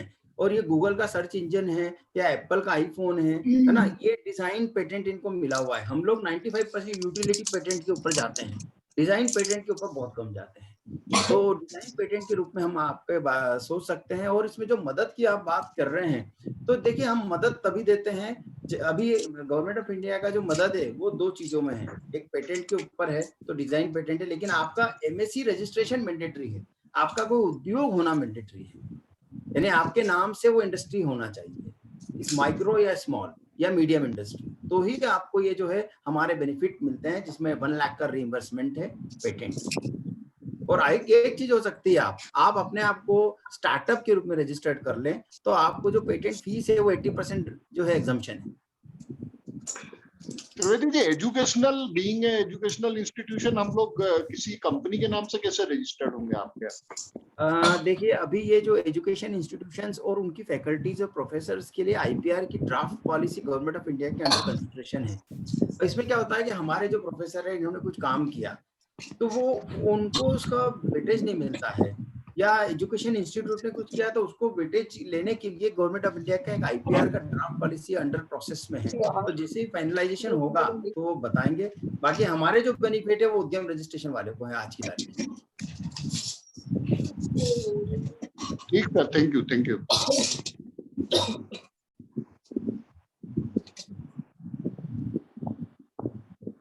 Thank you so much sir, बहुत ही इंफॉर्मेटिव लेक्चर है सर। हमें बहुत सी चीजों के बारे में अनभिज्ञ थे जिसका हमें वाकई आज ज्ञानवर्धन हुआ है। बहुत बहुत धन्यवाद सर आपके लिए। It was really a wonderful lecture and motivation also for all the youngsters, even for us also, क्योंकि हम एज ए रिसर्चर्स हम कैसे क्या कर सकते हैं, क्या क्या हमारे लिए अपॉर्चुनिटीज मैं हैं। कहता हूँ आप सब प्रोफेसर हैं, आप है ना अपने जो क्लास है 40-50 स्टूडेंट्स है, तो हर क्लास से कम 5 से 10 ऐसे लोगों को आइडेंटिफाई कीजिए जो कि सेल्फ एम्प्लॉयमेंट और इंडस्ट्रीज के लिए इंक्लाइंड हो, जो कि इंडस्ट्री करना चाहते हैं। तो उनके लिए हम फिर सेपरेटली उनके नरिशमेंट के लिए आगे की प्रोसेसेस कर सकते हैं। श्योर सर, आपकी बात को हम ध्यान रखेंगे और इसको करेंगे भी, आगे बढ़ेंगे सर साथ में। अरे सुनिए, अभी मैं आई मेरा प्रोग्राम, प्लीज मुझे भी डिस्टर्ब मत करिए। Hello, anybody wants to speak something? Any other question from any participant? Or we can proceed further. Navita? Yes ma'am, we'll proceed. I think there are no more questions now. See, we are proud to have amongst us another guest speaker, Dr. Hema Jaju, who will be speaking on the COVID-19 pandemic. We welcome you, ma'am. I invite Dr. Namita Bedi to introduce our speaker. Over to Namita. Thank you Namita ma'am. आवाज आ रही मेरी? Yes. हाँ जी बिल्कुल। It's my honor to introduce our second guest speaker, Dr. Hema Jaju. She did her PG in obstetrics and gynecology from MGM Medical College, Indore in 1990. She did her advanced training in laparoscopic surgery from Kochi Gynecologic Endoscopic and Infertility Center in 2010. She has done her training in ultrasonography in 2012. She has worked as an obstetrician and gynecologist in Vivekanand Arogya-dham, a 50-bedded hospital at Ramakrishna Mission Ashram, Nainanipur, Tribal Project, Bastar, Chhattisgarh, from 1992 to March 1998. She also worked for a community health project, PVOH, in Vivekanand Arogya-dham, Ramakrishna Mission Hospital, Nainanipur, Bastar, Chhattisgarh. She was doing her private practice as consulting obstetrician and gynecologist in Indore from 1998, and from 2010 onwards, she is working as consultant obstetrician and gynecologist at Medicare Hospital and Research Center, Indore. Dr. Jaju has worked with various NGOs like Mansi Avastha Sansthan, Poiticon, and other Sansthan. Ma'am has participated in various conferences like AICOG conference in Bangalore in 2019 and CMES in Indore. Dr. Jaju has conducted seminars on adolescence and its issues in various schools and colleges in Indore. I'm delighted to welcome you, ma'am, on behalf of my chemistry department and Pulkar Science College. Thank you, ma'am. Thank you. Thank you for kind introduction. Am I audible? Am I audible? Yes. Yes, ma'am, you're audible. Okay. I would like to share my screen. Can I? Yes, ma'am, sure. I need some technical help for sharing the screen. So I'm sharing now.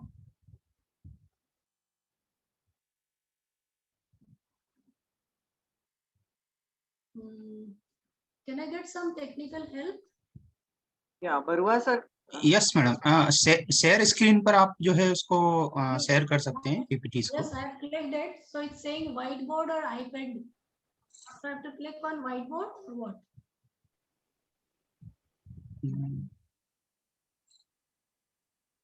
आप laptop के through कर रहे हैं madam screen से? I'm doing it through laptop. Okay. So when I clicked over it, it's giving me two options: whiteboard or iPhone or iPad. So I have to click on. I think whiteboard. Okay, I click. Now I have to share, right? Yes. Then where I have to go? First, I have to open my presentation, is it? Yes, yes, yes. You पहले open कर लीजिए madam PPT. So मैं इसको नीचे हाँ, इसको close कर दीजिए. Yes, yes. Okay, I'll put it. I'll minimize it.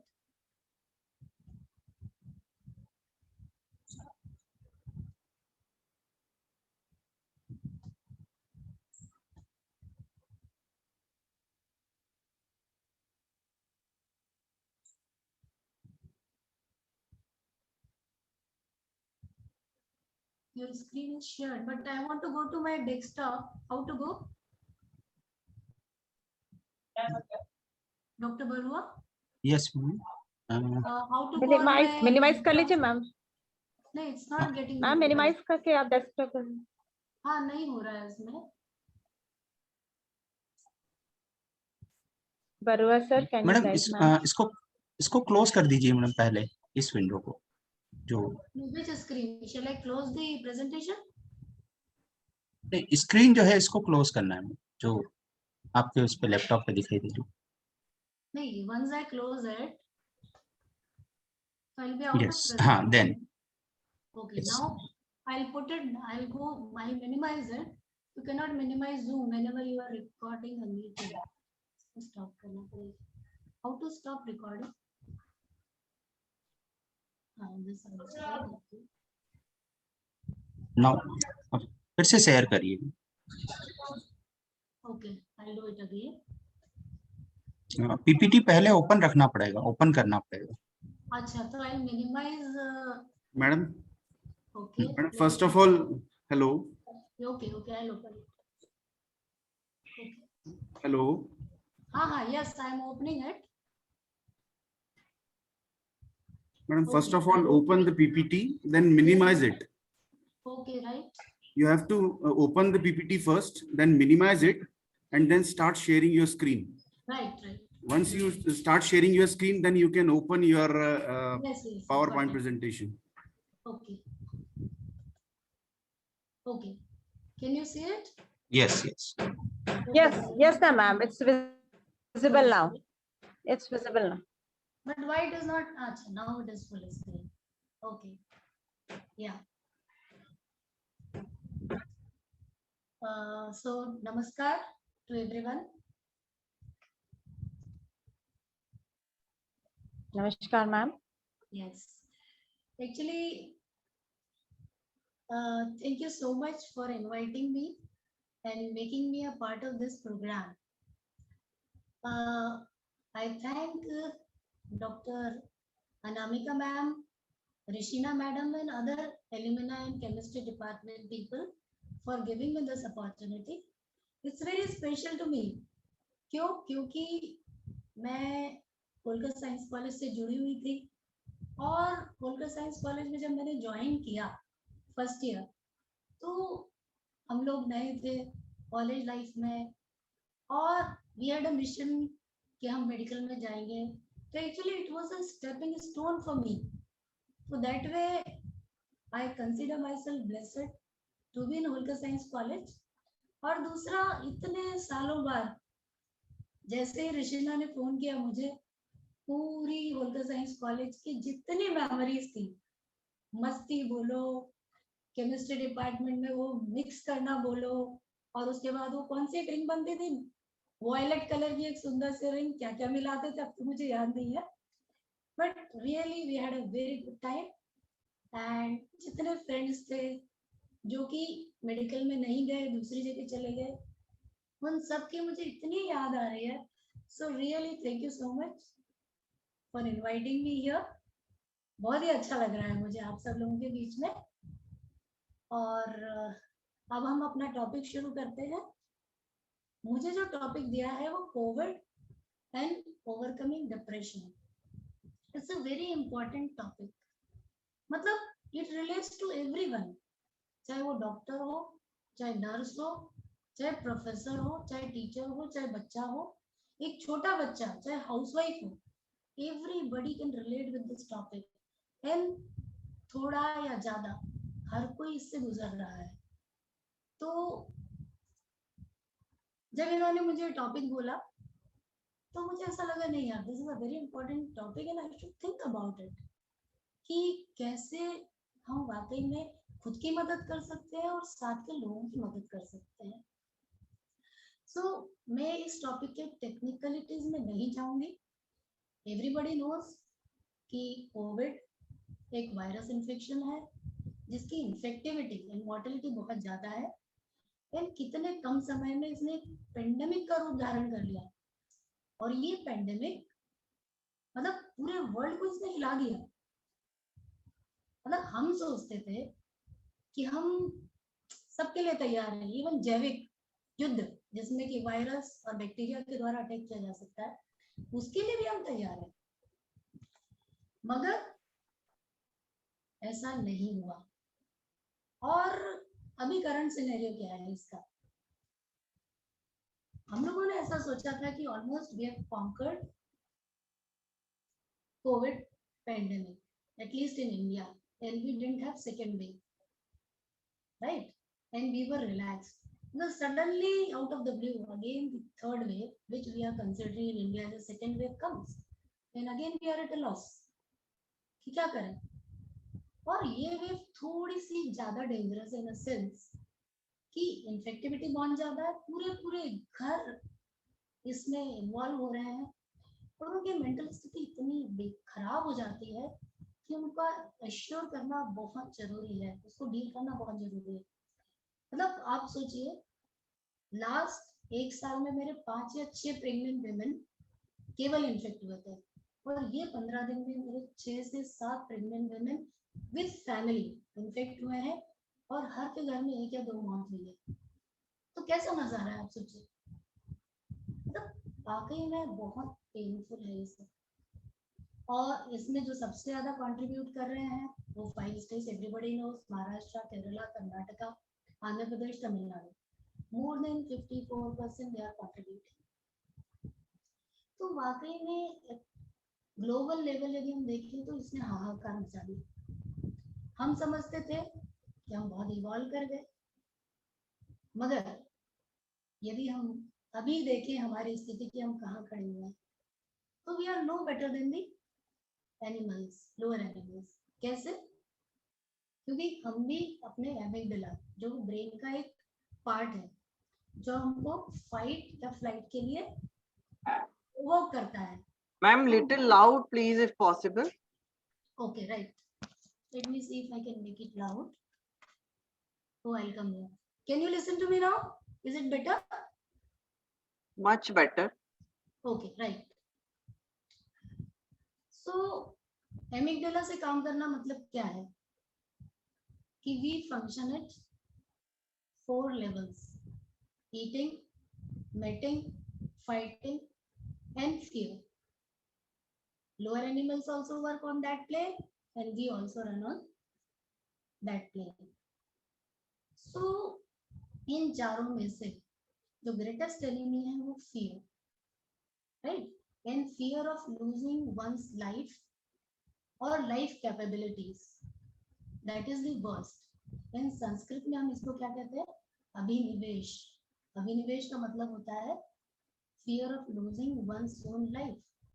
And it is common for everyone. I am also afraid of losing my life. Everybody is afraid. And especially in COVID में बाहर निकलते घर से तो ऐसा लगता है कि यार इन्फेक्शन हो जाएगा, और उसके बाद यदि चेस्ट में चला गया, स्टॉर्म हो गया, तो बचेंगे कि नहीं बचेंगे, राइट?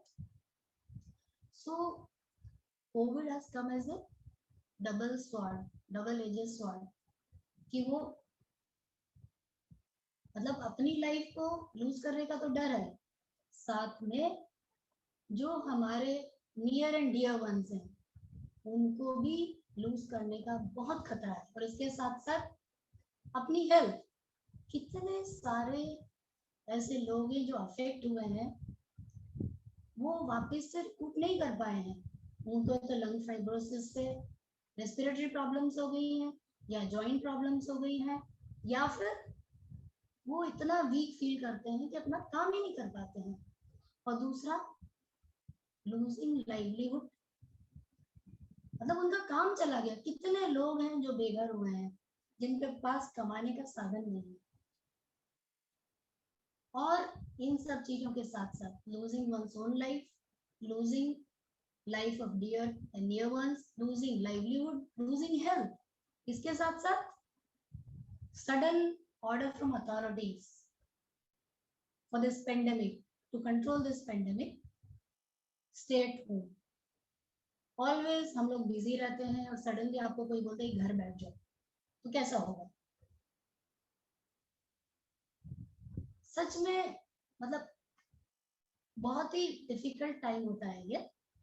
और उसके साथ साथ यदि कोई इन्फेक्ट हो जाए तो उसको आइसोलेट कर देंगे 14 दिन के लिए एक रूम में, और वो 14 दिन में उस रूम में तकलीफ में अपने लोगों से अलग रहना कितना कितना डिफिकल्ट है। और साथ में जो उसके घर के लोग हैं उसको क्वारंटाइन कर देंगे, घर से बाहर नहीं निकल सकते।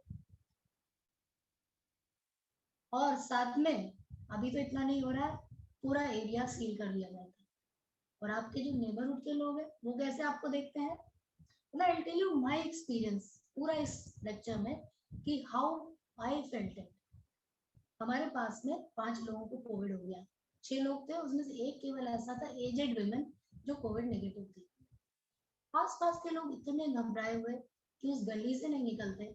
जो सब्जी वाला है, फ्रूट वाला है, उसको भी गली में आने नहीं देते कि भाई उधर जाओगे तो कोविड हो जाएगा। मतलब literally I have to fight with people कि भाई वो सफर कर रहे हैं, प्लीज आप उनको मदद के लिए हाथ दो।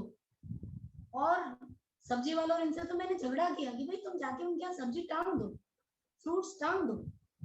अरे उनकी इतनी सफरिंग है, उसमें हम और उनकी सफरिंग बढ़ा रहे हैं, राइट। एंड ऊपर से लॉकडाउन, जब सामान नहीं मिल रहा है, आदमी खाएगा क्या, आदमी कैसे रहेगा और सफरिंग को कैसे झेलेगा। तो ये सब चीज मिला के ये कोविड पेंडेमिक है, इसने ऐसी एक्स्ट्रा ऑर्डिनरी सिचुएशन क्रिएट कर दी और हमें समय भी नहीं दिया कि हम संभले, आइदर पर्सनल लेवल पे और सोशल लेवल पे। इस परिस्थिति को डील करने के लिए कितना सोशल एंड पर्सनल एडजस्टमेंट चाहिए, बट हमको टाइम ही नहीं मिला करने के लिए। एंड हम इस परिस्थिति में उलझते गए। मतलब इतना पेनफुल लगता है जब हम as a medical professional I am telling you कि जब मैं पेशेंट्स को सफर करके देखती हूँ, उनकी फैमिलीज को सफर करते हुए देखती हूँ, कभी कभी तो ऐसा लगता है कि यहाँ से भाग जाया जाए, मगर जाएंगे कहाँ? Whole world is burning with this COVID pandemic, आपके पास जाने के लिए कोई जगह नहीं। So we have to fight करने के अलावा हमारे पास कोई काम ही नहीं, चारा ही नहीं है। और इसके साथ हम लोग देखिए मास्क यूज कर रहे हैं, सोशल डिस्टेंसिंग मेंटेन कर रहे हैं, वैक्सीन लगा रहे हैं, मगर इसके साथ में हम बहुत ज्यादा ना अपनी मदद कर पा रहे हैं ना लोगों की मदद कर पा रहे हैं। Then all these things makes us lonely, and loneliness, fear, where it takes you to stress, anxiety, irritability and depression. मतलब कोविड ने ऐसी स्थिति बना दी कि उससे ज्यादा कोई ऐसी चीज नहीं जो आपको डिप्रेसिव बना सकता है। तो really COVID has every arsenal is armour to destabilize our peace, prosperity and security. इसने हमारी पीस पूरी खत्म कर दी, economically we have gone down, and security, किस बात की सिक्योरिटी? मैं घर से निकलती हूँ वापस अनइंफेक्टेड पहुंचूंगी कि नहीं, मुझे नहीं मालूम है। और यदि मैं इन्फेक्ट होती हूँ, मेरे घर में बड़े लोग हैं, वो इन्फेक्ट हो गए, तो I will not get bad for them in the hospital. तो रियली मतलब वाकई में सिचुएशन गंभीर है। और जो रीसेंट स्टडीज अभी जितनी भी हुई है एक साल में, वो ये बताता है कि इस पेंडेमिक ने एंजाइटी और डिप्रेशन को ऑलमोस्ट 2 to 3 फोल्ड बढ़ा दिया है। मतलब it has gone up to 25 to 30%। तो this is a real situation. Now क्या किया जाए? तो इस एक साल को यदि मैं पीछे मुड़ के देखूं तो हमने क्या जाना, क्या समझा इसके बारे में? See today also I am as ignorant as I was 1 year back, but हाँ अभी हम संभल गए हैं, हमारे पास कैपेसिटी है डील करने की situation to a greater extent. Okay, और हमारे पास कोई सॉल्यूशन नहीं निकला, तो सॉल्यूशन नहीं निकला तो it is not a problem, every problem has a solution, and when you don't have a solution, it is a situation. Situation से आप क्या करोगे? आइदर भागोगे या फाइट करोगे। भागने की जगह नहीं है, क्योंकि यदि मैं अमेरिका चले जाऊं, यूके चले जाऊं, मुझे सब जगह यही फेस करना है, रादर और खराब स्थिति में। तो वी हैव टू फाइट। अब फाइट किस लेवल पे करनी है? एक है COVID as a disease, as a pandemic itself, जिसके लिए गवर्नमेंट, हेल्थ वर्कर्स, पुलिस, सफाई वाले, हर कोई अपना अपना काम कर रहा है, राइट। लेकिन दूसरा जो सबसे इम्पोर्टेंट है, जिसको हम डिटेल में डिस्कस करेंगे, वो है against our own mental demons, of which fear of losing one's own self, fear of losing dear and near ones, social कि हम बिल्कुल डिस्कनेक्टेड हैं, उसका फियर, ये सब हमें डिप्रेशन की ओर ले जाता है, जो कि सबसे प्रोमिनेंट प्रेजेंट सिनेरियो में है। तो now how to overcome this depression? किसी को कम है, किसी को ज्यादा है, बट हर कोई को किसी न किसी फॉर्म में anxiety, restlessness, irritability, whatever you can say, it is there. मगर यदि हम इसके ऊपर मनन करें तो क्या fighting depression and loneliness is really difficult? यदि हम deeply सोचते हैं तो probably no. I'll come to it. So one major cause of loneliness and even depression is lack of proper engagement. जैसे ही लॉकडाउन हुआ, घर में रहने को बोला, करने को ही नहीं कुछ। महिलाओं को तो भी बहुत काम था क्योंकि बाइयां वगैरह नहीं थी, बट जो दूसरे बड़े बूढ़े और जो दिन भर काम करने वाले लोग आउटसाइड, उनके लिए समय कैसे काटे, ये बहुत बड़ा प्रॉब्लम था। तो मैंने इसके बारे में कुछ सोचा और जो मैंने किया वही मैं आप लोगों से डिस्कस करूंगी। आई थिंक इसमें कुछ भी नया नहीं होगा, शायद सब लोग ये कर रहे होंगे, तो भी कुछ पॉइंट्स आपको अच्छे लगे तो आप ले सकते हैं और इस कोविड पेंडेमिक में अपने आप को अच्छी तरह से रख सकते हैं। तो इसमें हम क्या कर सकते हैं? हम एक हॉबी ले सकते हैं, या जैसे कभी कभी होता है कि हम बचपन में कुछ करना चाहते थे बट हम नहीं कर पाए, राइट? तो हम वो हॉबी लेके उसको परस्यू कर सकते हैं। कोई creative pursuit in the form of painting, singing, dancing. मैंने क्या किया? मैंने पेंटिंग किया, पेंटिंग सीखा, एक टीचर ने मुझे पेंटिंग सिखाया। और जब मैं पेंटिंग करती थी, क्योंकि मैं रोज हॉस्पिटल जाती थी, डिलीवरी भी करती थी, इतना डर रहता था, फैन नहीं चलाना है, एसी नहीं चलाना है, कुछ नहीं करना है, और पीपीई किट पहन के आपको काम करना है। तो जब मैं पेंटिंग करती थी तब मुझे एकदम शांत लगता था और मन कहीं दूसरी जगह चला जाता था। तो एटलीस्ट उस समय के लिए मैं इससे कट ऑफ हो जाती थी। कोविड कोविड कोविड, थॉट में, डीड में, देखने में, सब जगह। तो this is what I have done. There are people जो बहुत रीड करते हैं, वो रीड कर सकते हैं। फिर मीडिया का बहुत बड़ा रोल है, नेगेटिव भी है, पॉजिटिव भी है। पॉजिटिव रोल ये है कि इतना सारा मटेरियल हमको अवेलेबल है ऑनलाइन कोर्सेज के रूप में, या फिर और दूसरी चीजें बिना कोर्स के भी हम उससे सीख सकते हैं। तो what I did, I learn how to make digital presence in my profession, and उसके लिए मैंने एक ऑनलाइन कोर्स किया और मुझे अच्छा भी लगा। उसके बाद मैंने कुछ यूट्यूब वीडियोस बनाए, कुछ ऐसे इमेजेस बनाए, कुछ एजुकेशन मटेरियल तैयार किया, जिसको कि मैं फेसबुक और इंस्टाग्राम और उस पर डालने लगी। तो मेरा वो समय भी लॉकडाउन का इन सब चीजों में बहुत अच्छा कटा। तो इसी तरह से हर कोई कर सकता है। फिर जो लिखते हैं वो बुक लिख सकते हैं, अपने खुद के मेमोर्स आप लिख सकते हैं। भाई कोविड के ही ये जो 1 साल निकल गया, इसके बारे में आप लिख सकते हैं। आपके बचपन से लेकर अभी तक की जो लाइफ है उसके बारे में लिख सकते हैं। चाहें तो आप उसको पब्लिश कर सकते हैं, ना चाहें तो अपने लिए रख सकते हैं और ये देख सकते हैं कि मैं कितने हद तक क्रिएटिविटी राइटिंग कर सकता हूँ या सकती हूँ। फिर sharing the workload of family, I think everybody has done it during Covid time. जब लॉकडाउन था, घर में सब लोगों ने हाथ बटाया है, और जब हम लोग साथ में काम करते हैं, साथ में महीनों हो जाते हैं हम अपने अपने काम में लगे रहते हैं, साथ में बैठने का मौका नहीं मिलता। तो इस अपॉर्चुनिटी को यूटिलाइज किया उस तरह से, ताकि हम अपने नियर एंड डियर वंस के और क्लोज आ सके और उनके साथ अच्छा समय बिता सके। फिर devoting time for prayer. Prayer एक ऐसी चीज है जो हमको शक्ति देती है कोई भी चीज बियर करने की।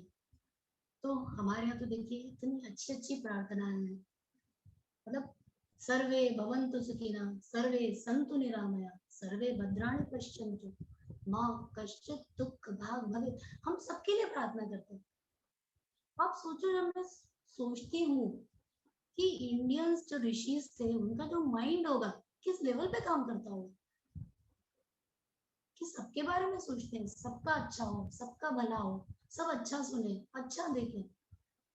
माय गॉड, जब भी मैं इसके बारे में सोचती हूँ तो ऐसा लगता है ओ हमारी फिलोसफी कितनी ब्रॉड है और हम क्यों नहीं ले सकते उस फिलोसफी, और क्यों नहीं वो अपनी जिंदगी में अपना सकते हैं। और फिर हमारे पास इतने शास्त्र हैं जिनके बारे में हम कुछ नहीं जानते हैं। तो इस पीरियड को हम स्पिरिचुअल मास्टर्स जो स्पिरिचुअल टॉक्स देते हैं वो सुन सकते हैं। और आजकल तो यूट्यूब एंड गूगल पे इतना मटेरियल है कि हम अपने शास्त्रों का आराम से अध्ययन करके समझ सकते हैं। देन हम हमेशा सोचते टाइम ही नहीं मिलता, अपनी लाइफस्टाइल सुधारेंगे सुधारेंगे सुधारेंगे। So this is a time when you can develop some good habits and maintain healthy lifestyle. इसमें everybody knows, कोई नया नहीं है। रेगुलर वॉक करें, योग, एक्सरसाइज, प्राणायाम, एंड सबसे इम्पोर्टेंट है getting adequate rest and sleep. और ये कब होगा? जबकि आप शांत रहेंगे, है ना? नहीं शांत रहेंगे तो वैसे ही नींद नहीं आएगी, एजिटेटेड रहेंगे।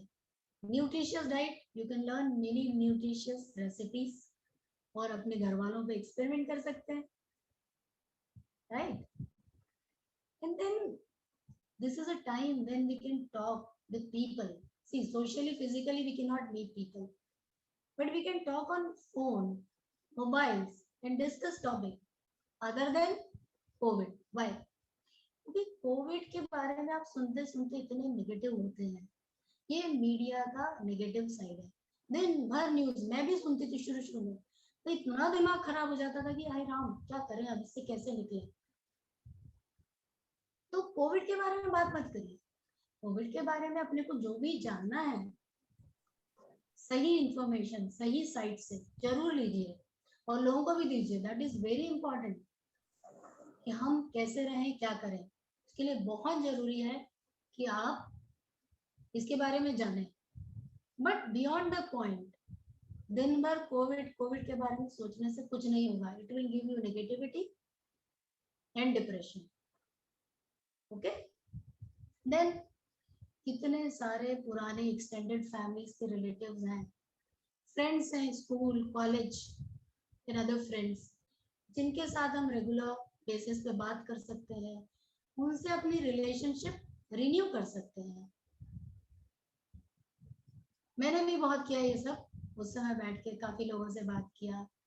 एंड सबसे इम्पोर्टेंट है अपने नियर एंड डियर वंस के साथ टाइम स्पेंड करना। एंड जब आप ये सब करते हैं तो आपके अंदर क्या बहुत सारे केमिकल चेंजेस होते हैं, और जिसमें एक हार्मोन रहता है जिसे हम ऑक्सीटोसिन बोलते हैं, उसको हम हैप्पी हार्मोन बोलते हैं, वो आपकी बॉडी में रिलीज होता है।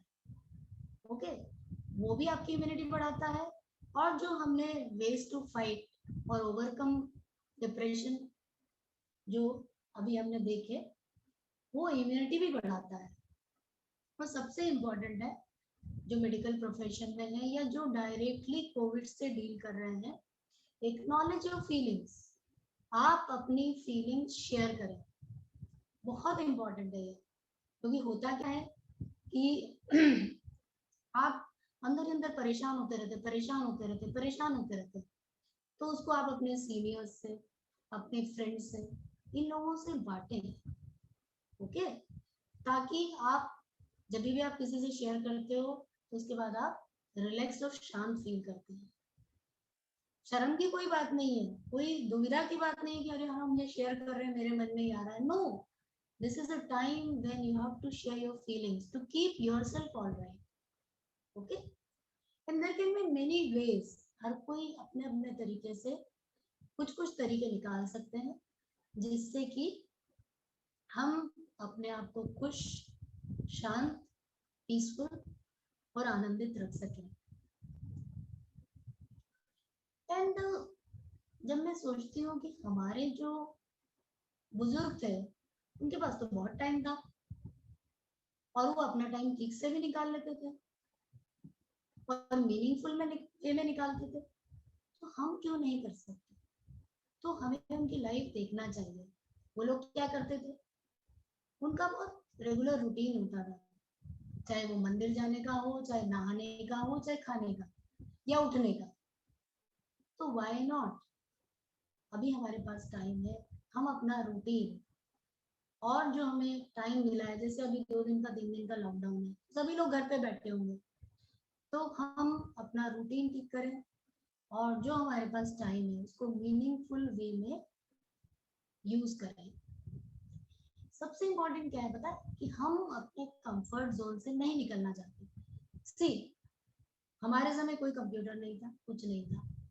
अब यदि मुझे कंप्यूटर सीखना है या ऑनलाइन कुछ सीखना है, तो there comes a resistance, okay. पर जैसे जैसे एज बढ़ती है आपका रेजिस्टेंस बढ़ता है, तो उस कंफर्ट जोन से आपको मेहनत करके अपने आप को धक्का देके निकालना पड़ता है। और ये तो ऐसी रेयर सिचुएशन है कि इसमें यदि आप कुछ ना कुछ करते रहेंगे तो ही सही सलामत मेंटली अच्छी तरह से बाहर आ पाएंगे। देन हमारे पास 2 प्रॉब्लम है, एक है COVID as a pandemic, as a disease itself, और दूसरा प्रॉब्लम क्या है जिसपे हम ध्यान ही नहीं देते हैं, वो है हमारा माइंडसेट, राइट। माइंडसेट बहुत इंपॉर्टेंट है। Nowadays it has become very superficial, outgoing and materialistic. इसमें हमें सुधार करना होगा, हमें अपने अंदर थोड़ा डेप्थ लाना होगा, सोचना होगा, चीजों को समझना होगा। क्योंकि मेरे इतने सारे फ्रेंड्स हैं जो ये कहते हैं कोविड ने हमारी लाइफ ही बदल दी, सोचने का नजरिया ही बदल दिया। कैसे? हम भाग रहे हैं, रोज दिन भर काम करते रहते। क्यों, किस लिए करते हैं नहीं पता। जब हम लॉकडाउन में घर बैठे थे तो हम what we needed, nothing, simple food, simple clothes, रहने के लिए सीधी सादी जगह, कुछ भी नहीं लगा। तो ये जो मैड रश है, भागे जा रहे हैं, कहीं ना कहीं इसको थमा के, सोच के, अपने माइंडसेट को थोड़ा सा चेंज करके यदि हम अपनी जिंदगी फिर से जीना शुरू करें तो वाकई में हम इस पेंडेमिक से बहुत अच्छी तरह से बाहर निकल सकते हैं। सो आई थिंक कि कुछ आप लोगों के लिए यूजफुल होगा इसमें। So this is what I am doing with my life and trying to change my life as the situation is, along with my medical profession, fighting with people, fighting with patients, disease, fighting with my own self to keep myself updated also, and साथ में अपने आप को unaffected. Thank you so much for giving me this opportunity, and I'm really very happy to share this platform, and someday definitely I'll come to chemistry department and see now how it is. Actually I was there in 1979 and 80, so I think it must have changed a lot. I'll come and visit once. Thank you so much once again. And thank you so much, ma'am. Any questions from the participant end?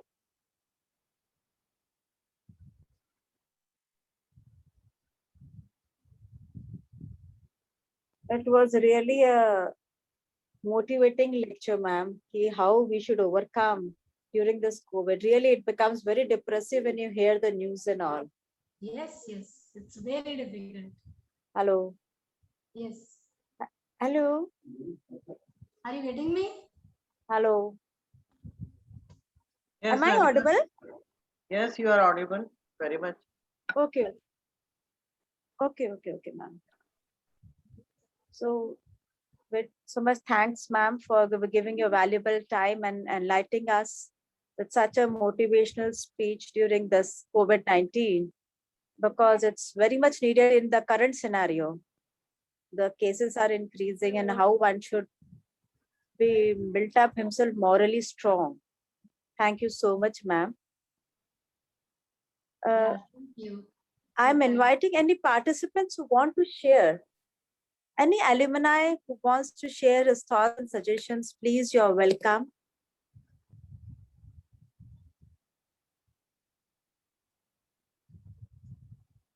Hello. Any alumni who really wants to share on this platform? You're most invited. एक information है madam के lecture के duration में lockdown और 7 दिन के लिए बढ़ गया इंदौर में। हाँ सर आ रहा है, हाँ वो नोटिफिकेशन आ रहा है कि 7 दिन अगले संडे तक बढ़ रहा है। हाँ। अगले संडे तक बढ़ गया तो मैडम का लेक्चर जो है इट विल इसकी यूटिलिटी और ज्यादा हो गई है हम लोगों के लिए। वही मैंने कहा सर, इसीलिए मैंने कहा सर करंट सिनेरियो में बहुत इम्पोर्टेंट है मैडम का। But how much it is going to help us really this lockdown? हमारी इकोनॉमी जाएगी, दूसरा हमारे जो रोज कमाने वाले लोग हैं उनका क्या होगा?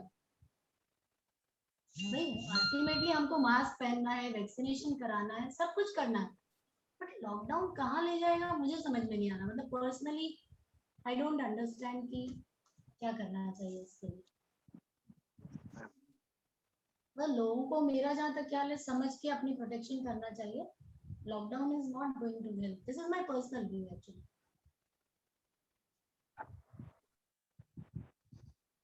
Any other one? Navita madam, ma'am हमारे साथ आज बायोकेमिस्ट्री के HOD doctor Angoorwala Bafna madam, Rekha Sharma madam, zoology के एचओडी भी हमारे कार्यक्रम में हैं, चौरे सर, द्विवेदी सर। तो जो हेड्स हैं, हाँ उनका मैं हेड्स का स्वागत करती हूँ और रिक्वेस्ट करती हूँ कि वे भी 2 शब्द कहेंगे तो हम लोगों को अच्छा लगेगा। बाफना मैडम। बिल्कुल बिल्कुल।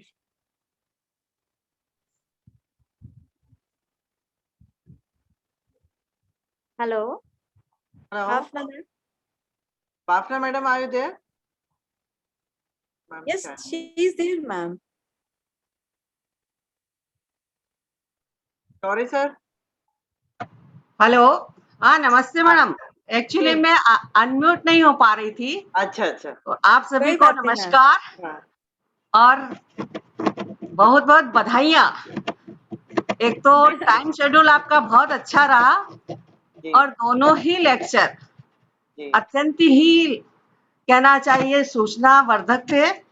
हम कैसे अभी आत्मनिर्भर भारत की बात करें तो रिलेटेड जो नीलेश त्रिवेदी सर ने सारी बातें बताई, मैंने ईच एंड एवरीथिंग को अच्छे से सुना और मैं चाहूंगी कि बायोकेमिस्ट्री के लिए भी उस डायरेक्शन में कुछ काम किया जाए। तो बहुत ही उपयोगी रहा मैडम जाजू मैडम का लेक्चर कि कोविड काल में डिप्रेस होने से कैसे बचा जाए।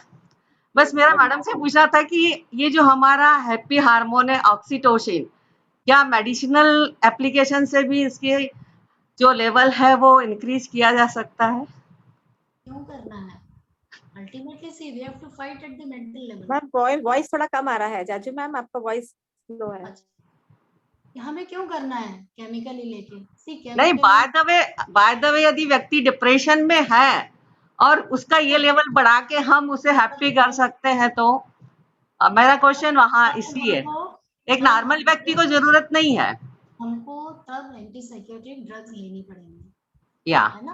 और उससे एक लेवल पे आना पड़ेगा और उसके बाद खुद को ही क्रिएट करना पड़ेगा। यहाँ madam serotonin and oxytocin, these are जो हमको खुद को अपने अंदर क्रिएट करना पड़ेंगे। और इसीलिए अपने जो उपाय पड़े वो इसीलिए है कि भाई हम अपना और अपनी फैमिली का खुद ख्याल रखें और उसको खुश रखें। Thank you very much, madam. Thanks to all the alumni of the chemistry department, Madam Anamika, Madam Namita Khosle, Madam, and all the others. सबको बहुत बहुत धन्यवाद। इतना अच्छा से आपने आज जो आयोजन किया उसके लिए, और चूंकि सब घर पे हैं तो आराम से इसको हमने सुना, एंजॉय भी किया। Thank you. नमस्ते डॉक्टर चौरे सर। यस, नमस्ते मैडम। आज का जो प्रेजेंटेशन था और आज का जो प्रोग्राम है रियली वेरी वेरी अप्रिशिएबल। दोनों वक्ता हमारे नीलेश सर जी और डॉक्टर जाजू मैडम से आज पहली बार रूबरू होने का अवसर प्राप्त हुआ। और एक डॉक्टर की जो एडवाइस होती है निश्चित रूप से बहुत काम की होती है। हम लोग तो सोचते हैं, समझते हैं, करते हैं, लेकिन वास्तव में यदि किसी स्पेशलिस्ट से हमें कोई जानकारी मिलती है तो हमको सही में उसका पालन करना चाहिए। और मैडम ने आज बहुत अच्छी जानकारी प्रस्तुत की है। हम जहाँ भी रहें, जैसे भी रहें, जिस फील्ड में काम कर रहे हैं, बस कुछ ये हैप्पीनेस ही है जो हमको इन सब चीजों से बचाए रख सकती है। नीलेश सर का तो रियली मैं कह चुका हूँ कि वास्तव में बहुत ही हमारे लिए उपयोगी रहेगा। आगे मिलते रहें, जुड़ते रहें, और यदि इसको एक संकलन के रूप में अपन ले आए, अपने होलकर से निकले हुए विद्यार्थी इतनी अच्छी जगह पे हैं, वास्तव में हम लोग नहीं जानकारी ले पाते हैं, तो क्यों ना उसकी एक पुस्तिका निकाली जाए और उसका ब्रीफ इंट्रोडक्शन देते हुए, तो एक अपने लिए अच्छी उपलब्धि रहेगी। तो मैं धन्यवाद देना चाहूंगा और नाइस प्रोग्राम सभी अलमनाई को भी मैं शुभकामनाएं देना चाहूंगा। हमेशा इस प्रोग्राम में ज्यादा से ज्यादा जुड़े। बहुत बच्चे हैं, बहुत ऐसे नहीं है, तो एलुमनाई को जरूरी है कि वो के संपर्क में रहें, उनका योगदान हमें मिले, हम उनके लिए क्या कर सकते हैं अभी हम लोग करने को तैयार हैं। तो यही मेरा सजेशन है और निवेदन है। बहुत आमंत्रित किया।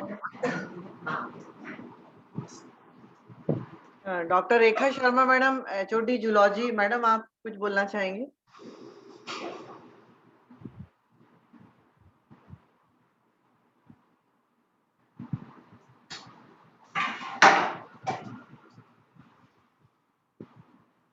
शायद मैडम अनम्यूट नहीं हो पा रही है।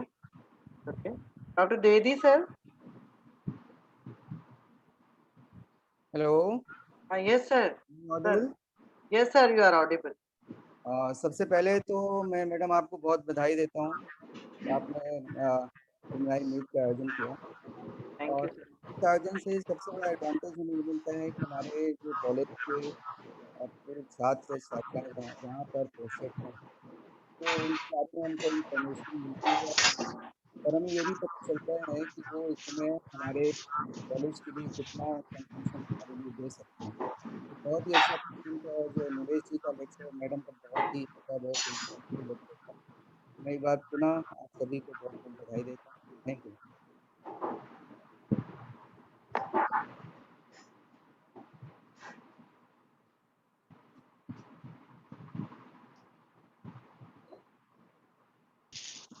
नविता मैडम, और कोई एल्यूमिनी यदि बोलना चाहते हैं तो आप उनको इनवाइट कर सकते हैं। We have time.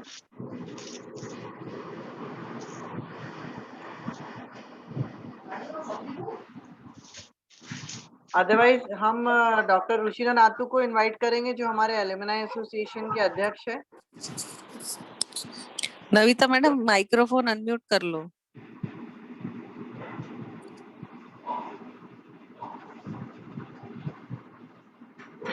हेलो। हाँ, यस कार्यक्रम के अंतिम पड़ाव पर हम रुशिना नातू मैम को आमंत्रित करती हूँ कि वह आभार व्यक्त करें। हमारे एल्यूमिनी की अध्यक्ष भी हैं। कंक्लूड भी करेंगी नविता मैडम, कंक्लूड भी करेंगे। जी मैम, मैंने बोला आभार व्यक्त करेंगे, बोला मैम। सेशन को कंक्लूड भी करेंगे madam. Okay ma'am. Hello Rushina ma'am.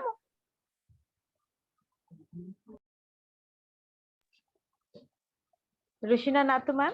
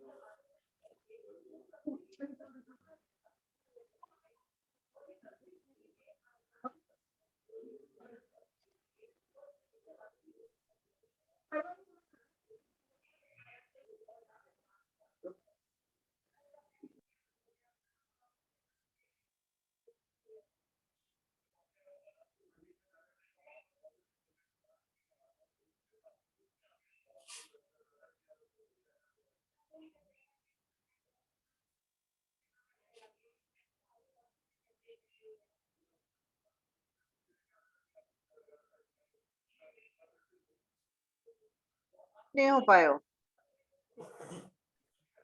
अच्छा, आवाज आपकी आवाज नहीं आ रही है। Rushina ma'am, you are not audible. वो कह रही रुशीना मैडम आपका माइक्रोफोन, हाँ माइक्रोफोन उनको वो करना पड़ेगा। अच्छा मैम, माइक्रोफोन आपके co-host हेडफोन का बनाते हैं वॉल्यूम शायद कम है, उससे भी आवाज नहीं आती, एक बार देख लो।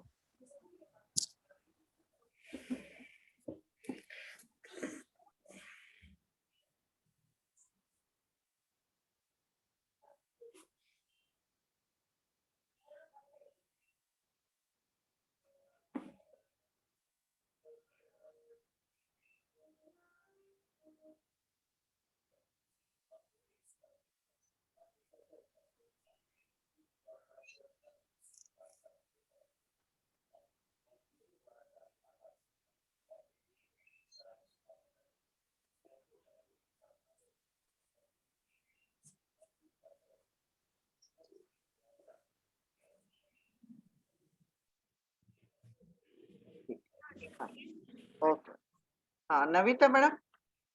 रुशीना एक बार लीव करके फिर से ज्वाइन कर रही हैं, उनको थोड़ा सा प्रॉब्लम आया। एक आध मिनट और वेट करना पड़ेगा। ओके मैम, कोई एलिमना इस बीच में अपनी बात कुछ शेयर करना चाहता हो तो पुनः हम समय हमारे का डिपार्टमेंट के उपयोग करते हैं। प्रोफेसर्स में से कोई बोलना चाहे तो बोल सकते हैं,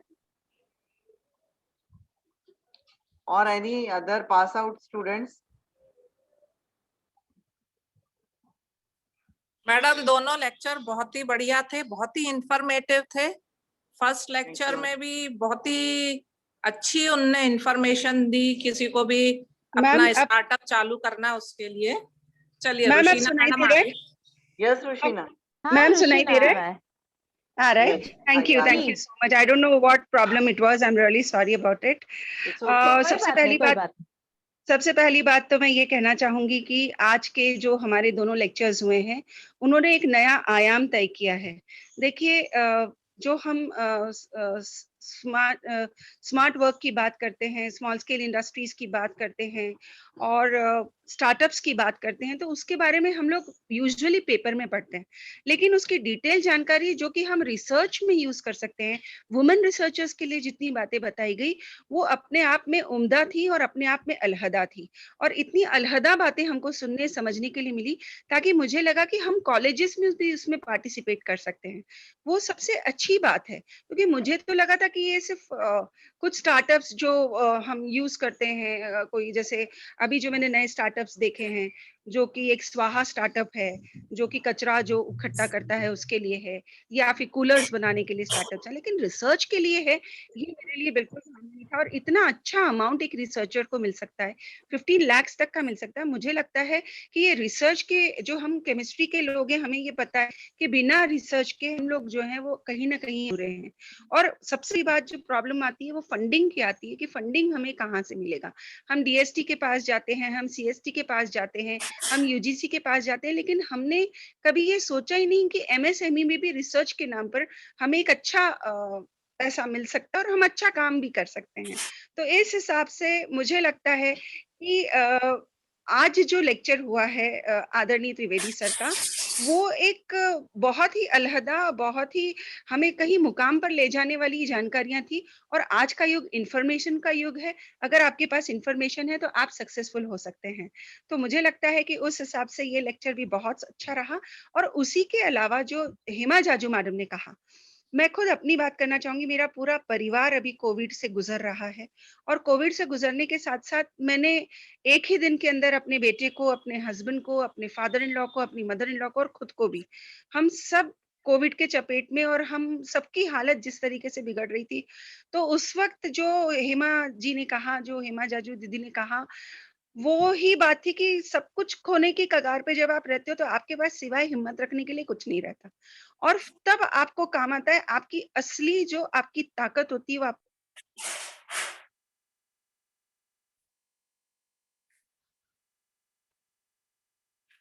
लोग होते हैं जो कि हमें, हेलो, वो लोग होते हैं जो हमें ढाढ़स बंधाते हैं। और एक लाइन है जो जिंदगी में आपको बिल्कुल आगे बढ़ाती है, वो कहती है सब ठीक हो जाएगा। एक मन में आता है कि नहीं, आज नहीं तो कल सब कुछ ठीक हो जाएगा।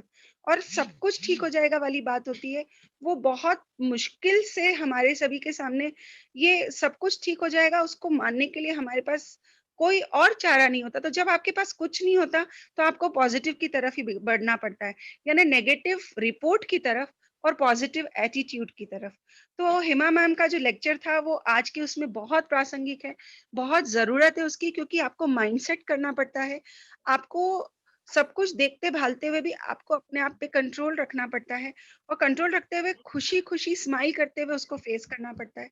और उसके लिए बहुत हिम्मत लगती है, आपको अपने आप को जोड़ के रखने में बहुत हिम्मत लगती है। मुझे ऐसा लगता है कि जो लोग इस बीमारी से नहीं गुजरे हैं वो अपने आप को प्लीज संभालें, और जो लोग गुजर चुके हैं उनको आगे चल के आगे दूसरे लोगों को सपोर्ट करना चाहिए, मुझे ऐसा लगता है। क्योंकि इस बीमारी से हम कितनी भी मेडिसिन की बात करें, सब कुछ करें, लेकिन लास्टली मुझे ऐसा लगता है कि आपका आत्मबल सबसे बड़ी ताकत होती है। मैं सबसे पहले धन्यवाद देना चाहूंगी आदरणीय त्रिवेदी सर को और हेमा जाजू मैडम को, जिन्होंने आकर हमें इतनी ज्ञानवर्धक बातें बताई और हमारे लिए एक नया रास्ता, नई रोशनी चूज की कि हम नए रास्ते पर भी चल सकते हैं और एक नया आयाम तय कर सकते हैं। बहुत बहुत धन्यवाद देना चाहूंगी अनामिका जैन मैडम को, ऑर्गेनाइजिंग कमेटी को, जिन्होंने इतना अच्छे लेक्चर्स, क्योंकि क्या होता है लेक्चर्स इतने सारे हो रहे हैं, इतने सारे लेक्चर्स हो रहे हैं, और यूजुअली क्या होता है कि हम एक दूसरे के कॉलेजेस में हम लोग अटेंड करते ही हैं, लेकिन जिसमें पारिवारिक माहौल हो, जिसमें जानकारी हो, जिसमें हम एक दूसरे से बातचीत कर सकें, जिसमें परवाह और हिस्सेदारी हो, वो ये लेक्चर्स थे।